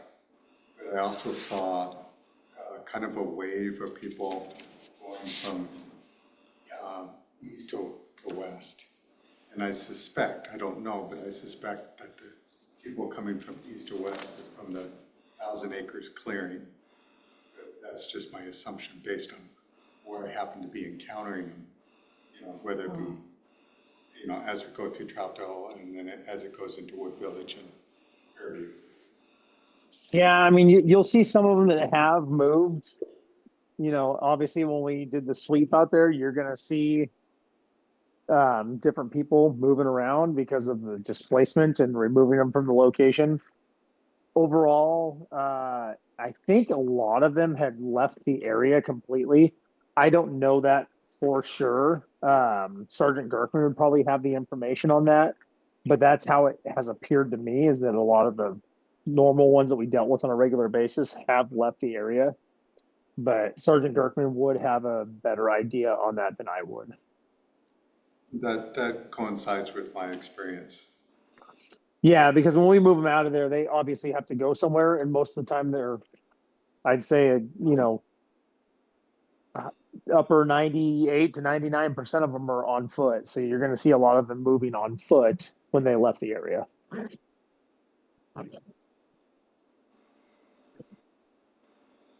Okay. Any other comments on focus? All right, I'll move on. Let's go on to agenda item number 8, update from the Public Safety Working Group. Ladies, do you have any update? What's going on? Well, the task force met and Gresham wrote a tentative contract for 5 years. So we sort of would know where our budget is. They're gonna still go in and work on it and maybe get us an opt-out clause if we get things done sooner than 5 years. But they've been having some more meetings, and then we have another one on the 17th. But mainly that was the big thing, was the 5-year contract. They were doing a 1-year contract, so that got changed. I thought there was a thing to do a 1-year contract, but then they proposed a 5-year. Gresham proposed a 5-year.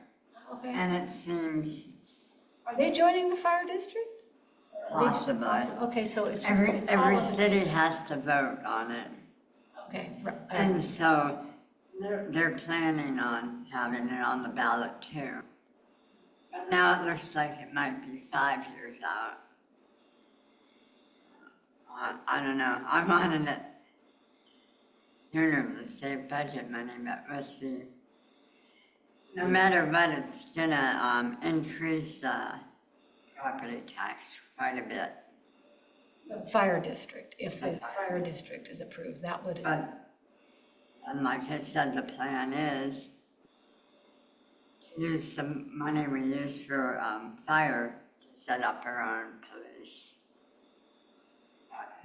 We're looking, years off yet. Did you have anything else, Rich? That was pretty accurate. I think what the concern was, is not that they necessarily want to stretch it out to the 5 years, but they didn't want to get close, because they don't know what's going to happen, right?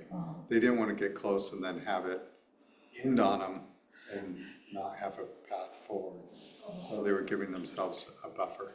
so that's why there's gonna be, they'll put in something. That's why they did the 5 years. was And then have Not an to run ability to short. opt out if somehow you were able to do something before that. Yeah, Yeah, that's correct. okay. And the committee seemed pretty happy with the 5-year budget. I mean, it does increase, but it gives us, that we know what's gonna happen in the next 5 years too. I mean, like I said, there's always the opt-out, but it gives us a way to know what our budget might be. Don't have anything else to add? I was not present at the last one, but I do think what from some of the review, what stood out to me was, not healthcare was slow, but I didn't realize it was gonna take that long, that amount of time to get it on the ballot and things like that. So it'll be interesting to see how it proceeds, just kind of like, and where we are as, at that point down the road, so. There's fairly solidifying direction for fire, but not for law enforcement. Law enforcement is just, it's too early. There's nothing really decided there. But there have been ideas that have been thrown out there, as Victoria talked to. And we have to do fire before we can do law enforcement.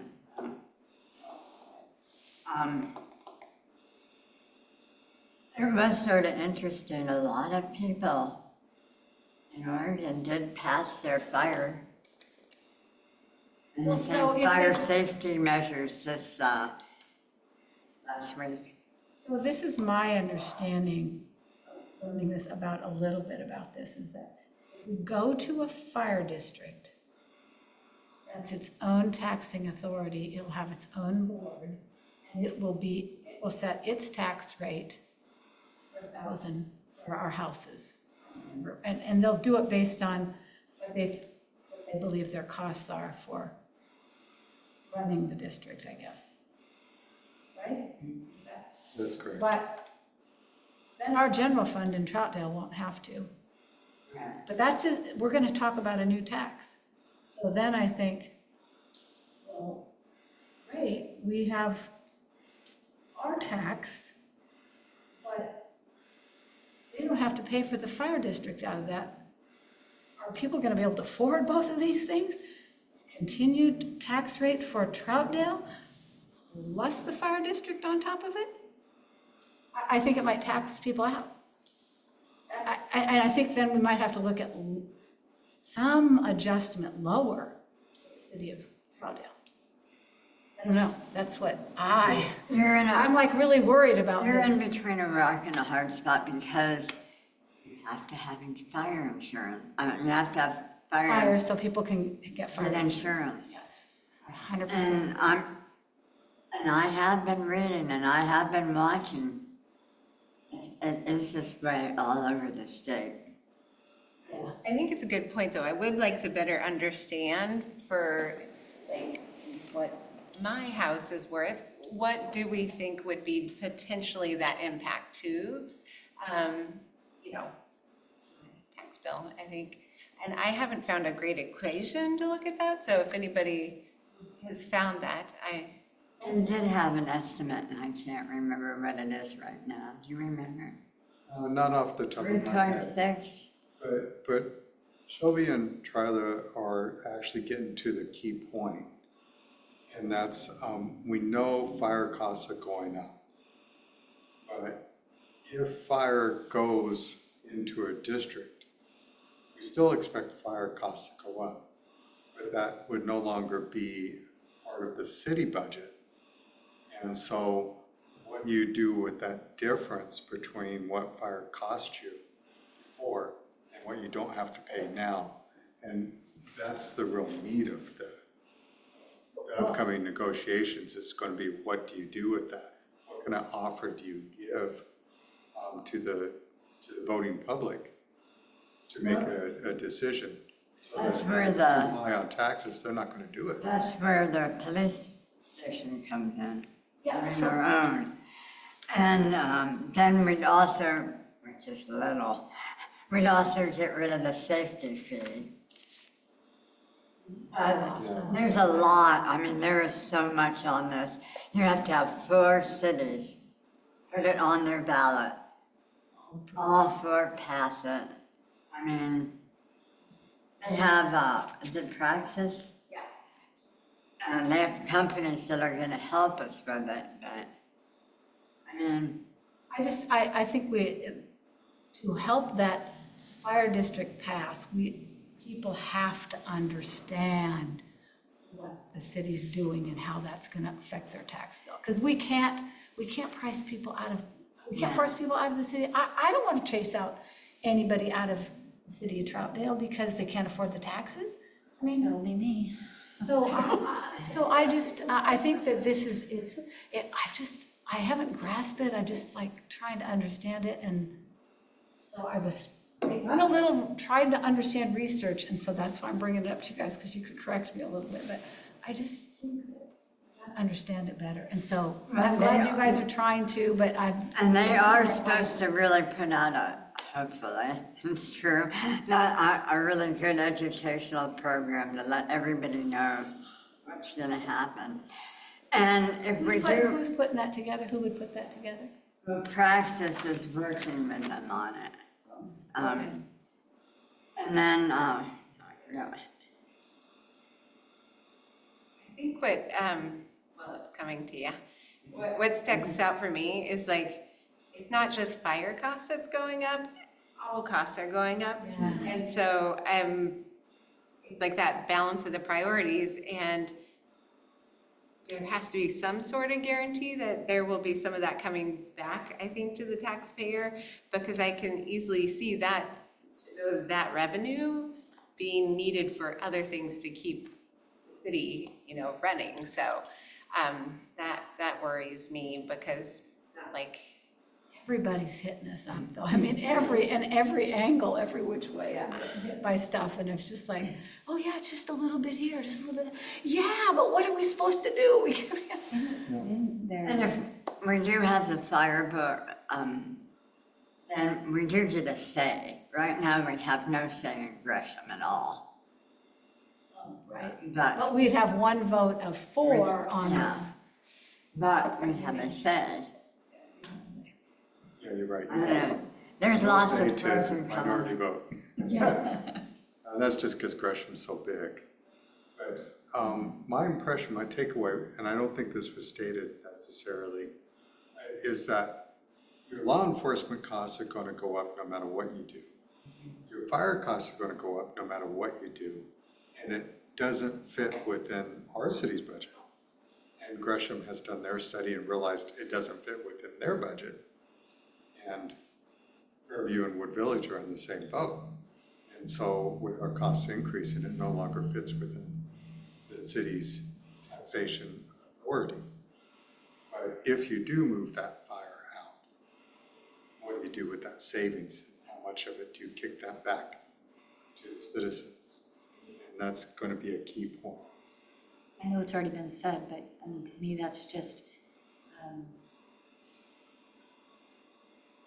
at every level, and people should be considering, if it's not, your budget can't be met that way, and there's lots of people out in the community who are not gonna meet the budget, their own budget, because they can't pay for all the things that are being expected of them. So at some point, there has to be accountability, more accountability with every last dollar that's being spent.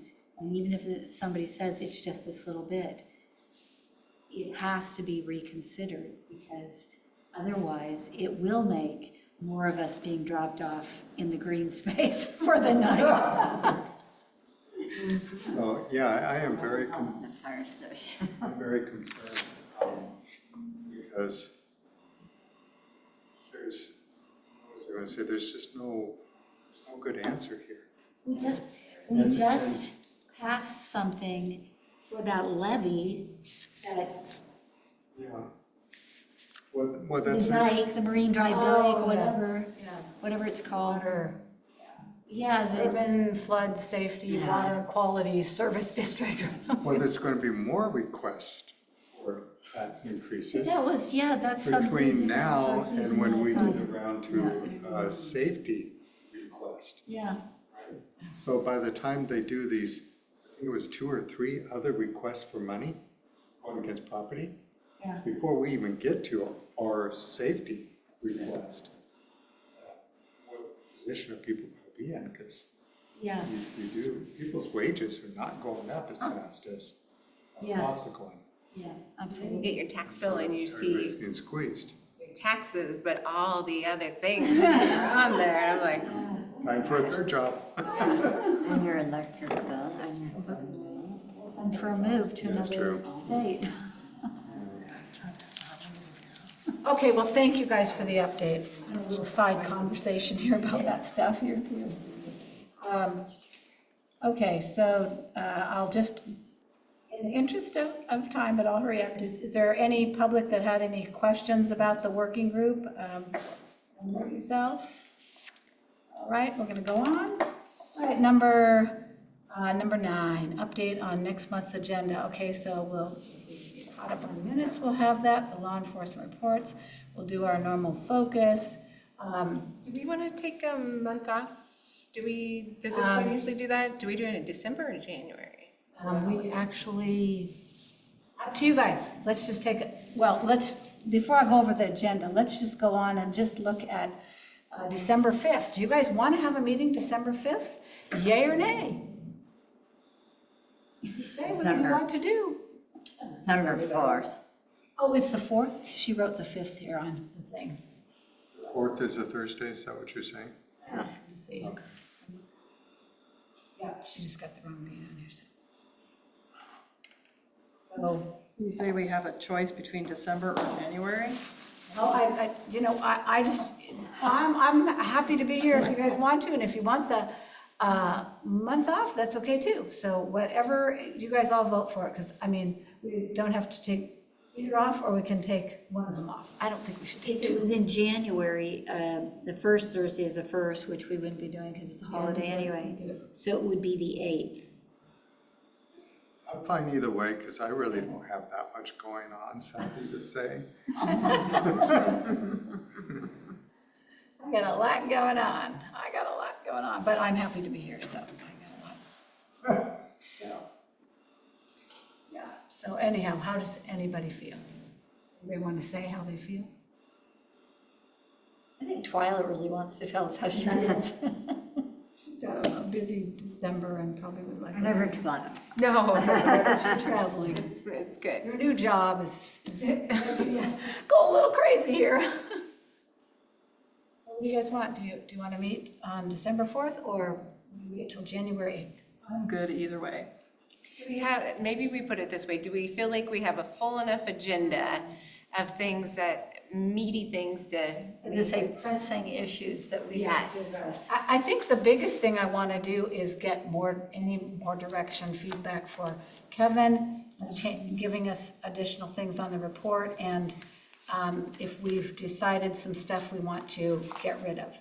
But if we'd rather just get the reports online another month and pick them up at the us if you want to, and just try to digest and come January with some meaty ideas on what you'd like to see us do.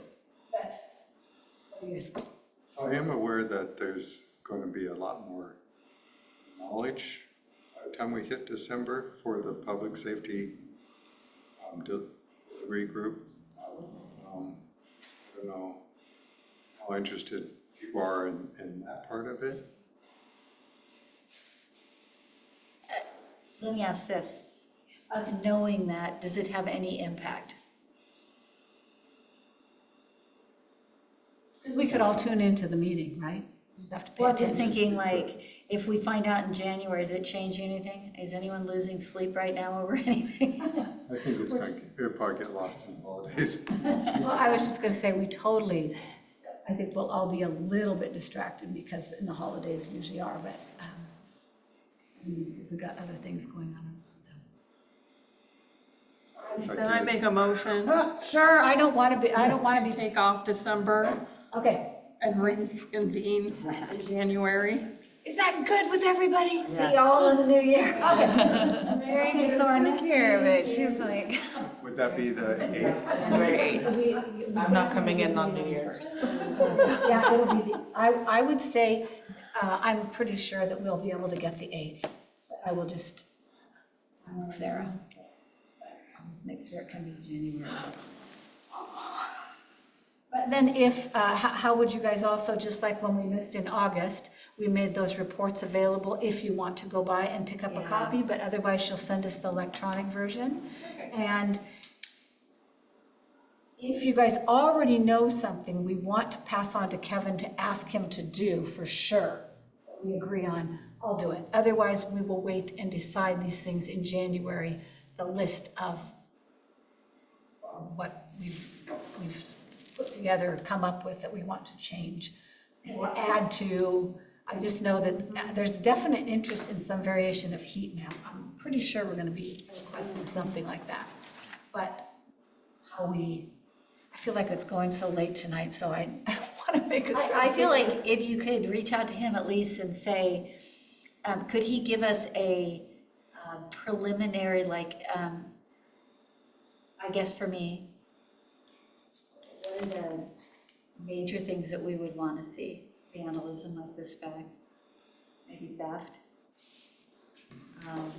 It's nice to see a list of like I mean, all other contact types listed out. Like, we don't need to see how many of any of them, but like, it'd be nice to be able Just to to see what they are, to know, like, can yeah. we see like the top 5 issues and then here are the other things? Yeah. But that heat map stuff he has is in the reported system, not call types, it's the, I'll write down what or you call it. do we want to see a heat map with this information? The reported crimes. Instead of having it like this, or I mean, have it like this and then have a heat map. Is that what you mean? Maybe that's a start. Yeah. I don't know.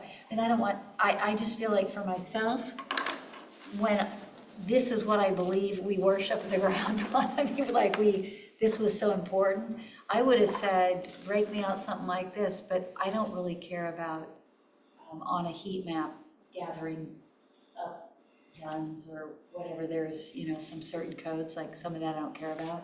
But like, theft and burglary and assaults and things like that. It's Vice. like, yeah, I would like to see that in the heat map. Drugs. maybe we should talk about it more at the next meeting, because I think what you're talking about, turning that into a heat map was what he was saying would be, it would create the illusion that an area was, because it includes everything instead of just the one, more unsafe than another area, by using that data point. I thought this is the one he said isn't. That includes everything. The one here online just includes the one. Yes. The most major offense. This one, the paper copy, that's why it has so many more, because if it's an incident at one place, it has all the crimes counted in here. The one online just has the highest one. So that's why it will show if there was an incident, like the example he gave, It's on that report, Yes. but it's not on the one online. We just might, like I said, I feel like. I mean, we gotta honestly- talk a little bit more about this, I think. I really feel like we just need to be able to play with the data that we have versus seeing it on flat on a piece of paper, because like the heat map sounds great, but it also is like, that'll tell us maybe one side of the story, where I think what we're trying to look for is, what are the top issues that we're facing as a community here? Where are the top places that are scary for people? That kind of thing. And it's something that it's like, could you give us a digital copy that maybe we can click on and like play with and like do ourselves, because those are the questions that we have. So I don't know how, without us just trying to ourselves, now that we understand more, to try to go use the information that they have. And I don't know, then maybe we'll go like, well, why is this? So maybe I have to ask him to come back again, we have questions. Well, I do think if we play around with what's on there, it gives you a lot of information. When you click into it and it starts telling you things. Especially if you can actually even compare it to the paper In the here. scheme of things, it does and it doesn't. It does and it doesn't. Yeah. Like I said, it just, what I mean is, I guess, I thought you showed me before, the heat map is this whole big area. Yeah, that's what They I don't want a to. little bit, no, but he said he could get us something. Like, so for example, there's a red area on the current one right now. And it's, if you look and drill down to what that actually is, it's the Albert Safeway, the Safeway up there, that parking lot, that area, there was like car thefts and a theft and something that equaled 9. There were 9 major things in that, but it was just a couple blocks that you could see. And the other one down on frontage, I mean, it was, but if you look at the events, it really was all frontage. So it kind of is that area, so. That's what I think I stumbled onto because I clicked on the map and saw the red or the pale yellow or something like that. And then it showed to the right the incidents where, like the, kind of like the log says the address, but that is on the reported crimes, not like, I was trying to make them line up a little because I was saying, oh, it's on this report, or is it on this thing? And that's where he said that. Yeah. That's the reported crime stuff. So I just think we all might learn a bunch if we mess around with it a little bit, and then we might be more informed to be able to say, I'm not understanding how this works. I'd like to see something like this. Maybe So could- that's why I say maybe it is better. that Can I we- make a request then of you guys that have messed around with that heat map some and just like have a little bit bigger grasp of it right now that's going on? Could you guys like present a little bit of a few different things like that you've done and like you're showing like, and you're making the connection for me to make sure I'm getting it? Yes, I will be happy to present. Okay, thank you.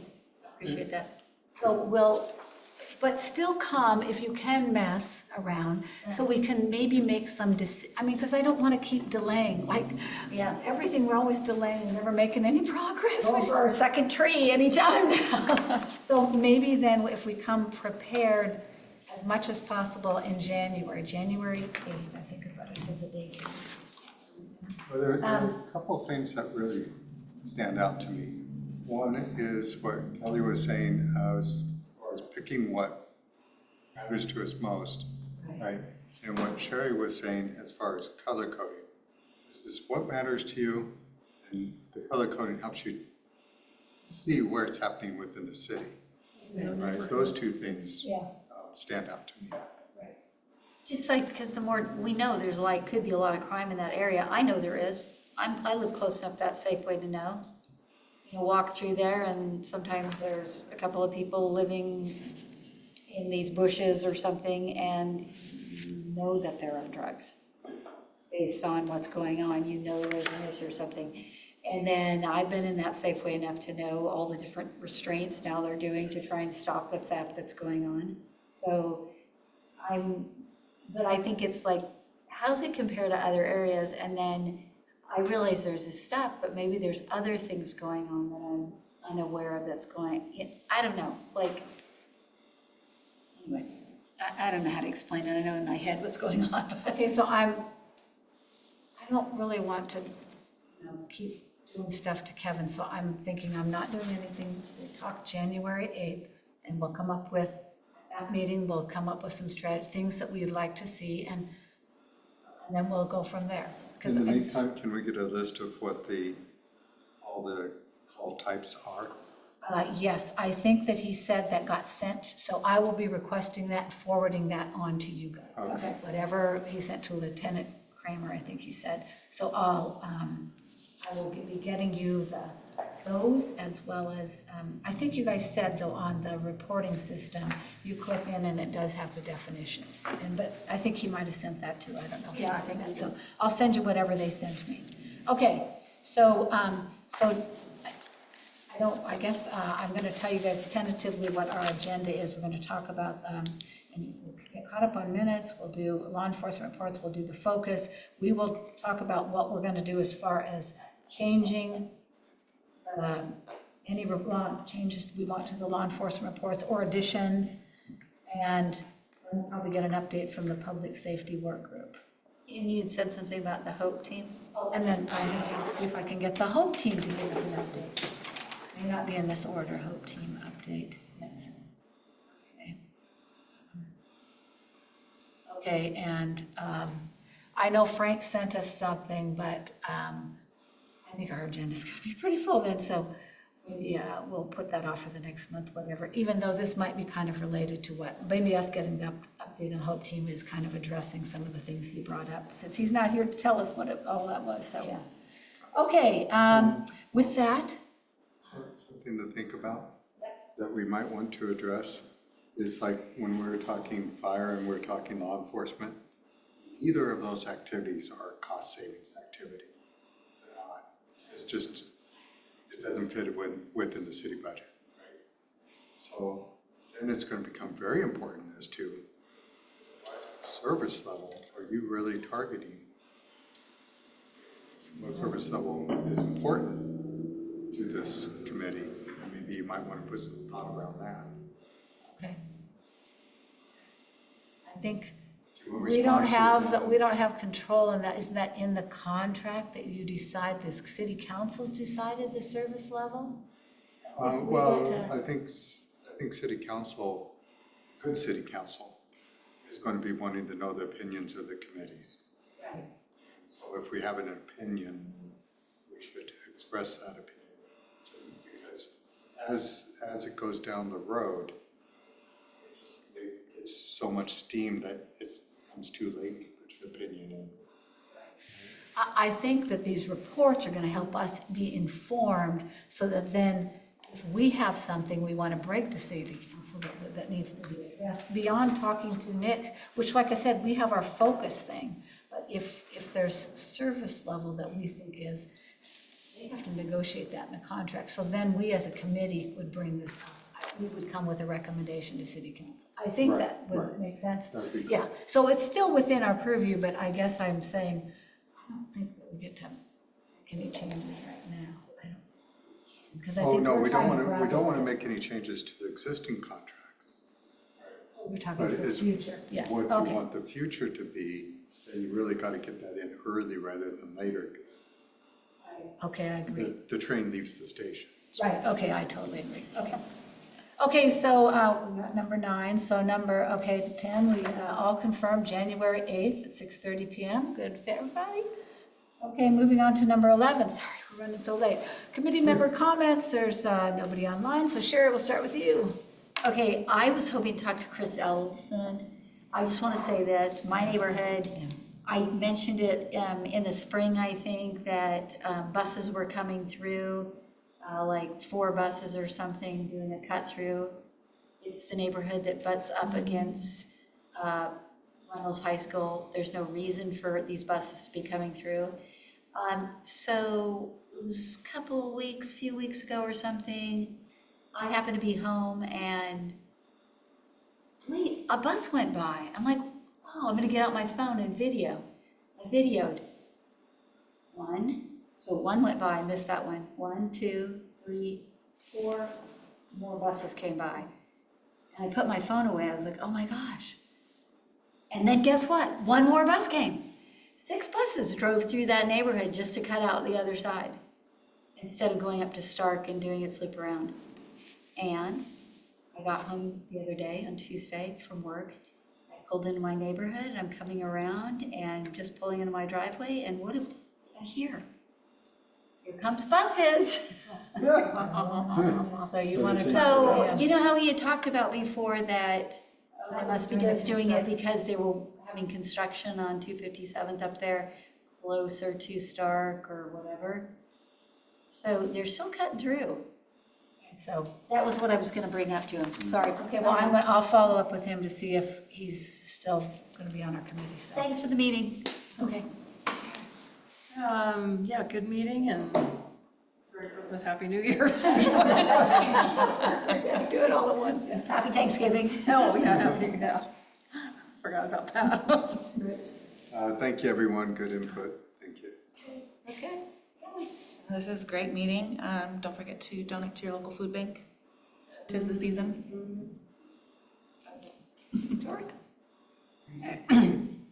If I was correct and I said 3.6 per 1,000, that would raise us 150 a month taxes, 1,800 annually. Now, 1,800 annually? Per household? per $500,000 house. I did it. Oh, I did it like an average. That's huge, though. But if you look at our, I mean, is it using assessed value or? 'Cause that's a little bit, Assessed value versus tax value. yeah. That's more like market value. So, Danny actually knows the numbers really well. Yeah, yeah, I need to, Kenny has everything. I need to have a little debrief there. Yeah, get Kenny to. Oh, my goodness, yeah, that. Okay. How about, any other comments there, Victoria? No. Happy holidays, Okay. all of them, Thanksgiving, Christmas. Get them all covered. Hanukkah. Yes, great meeting. Nick jumped off, but I did want to just thank the sheriff's office. We had that windy evening a couple of nights ago.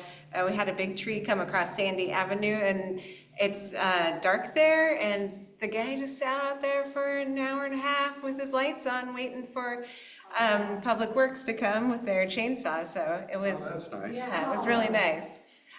It was funny because I had first gone out because I saw these blinking lights, and I have the Govee lights that you hang up and can, program them. And I'm like, oh, I've got a light that's going out somewhere. So I was outside for like, I don't even want to tell you, like 10 minutes before I realized it was the police. And I was like, oh. I saw something like that maybe a year or two ago too. Uh-huh. Yeah, so I was proud of them. They did a really good job. Yes, Law enforcement did. I thought so also. And Will is my neighbor, and he's like, this is so great to live in a town where, somebody called something in and they just sat there the whole time. Yes. So kudos to them. Excellent. Okay, and I'm in, so thank you all for meeting. I'm sorry we went long, but I really feel like we finally made a little traction and learned a little bit of something, so that's really good. So everybody have wonderful Thanksgiving, Christmas, New Year's. I'm hoping you come back prepared January 8th so we can dive in and get busy. So with that, I will take a motion to adjourn. Victoria, I move for adjourn. I second. Okay, all in favor? Yes. Aye. Any opposed? All right, we're good, we're adjourned. Thank you all so much. Okay, sorry, you guys, we were so late. Is it late? The day. I'm gonna have to go home and read it, yeah. Oh, yeah. And I'll save that for tomorrow. I guess this makes up Blood pressure, I won't be able to. I hear Shelby saying that.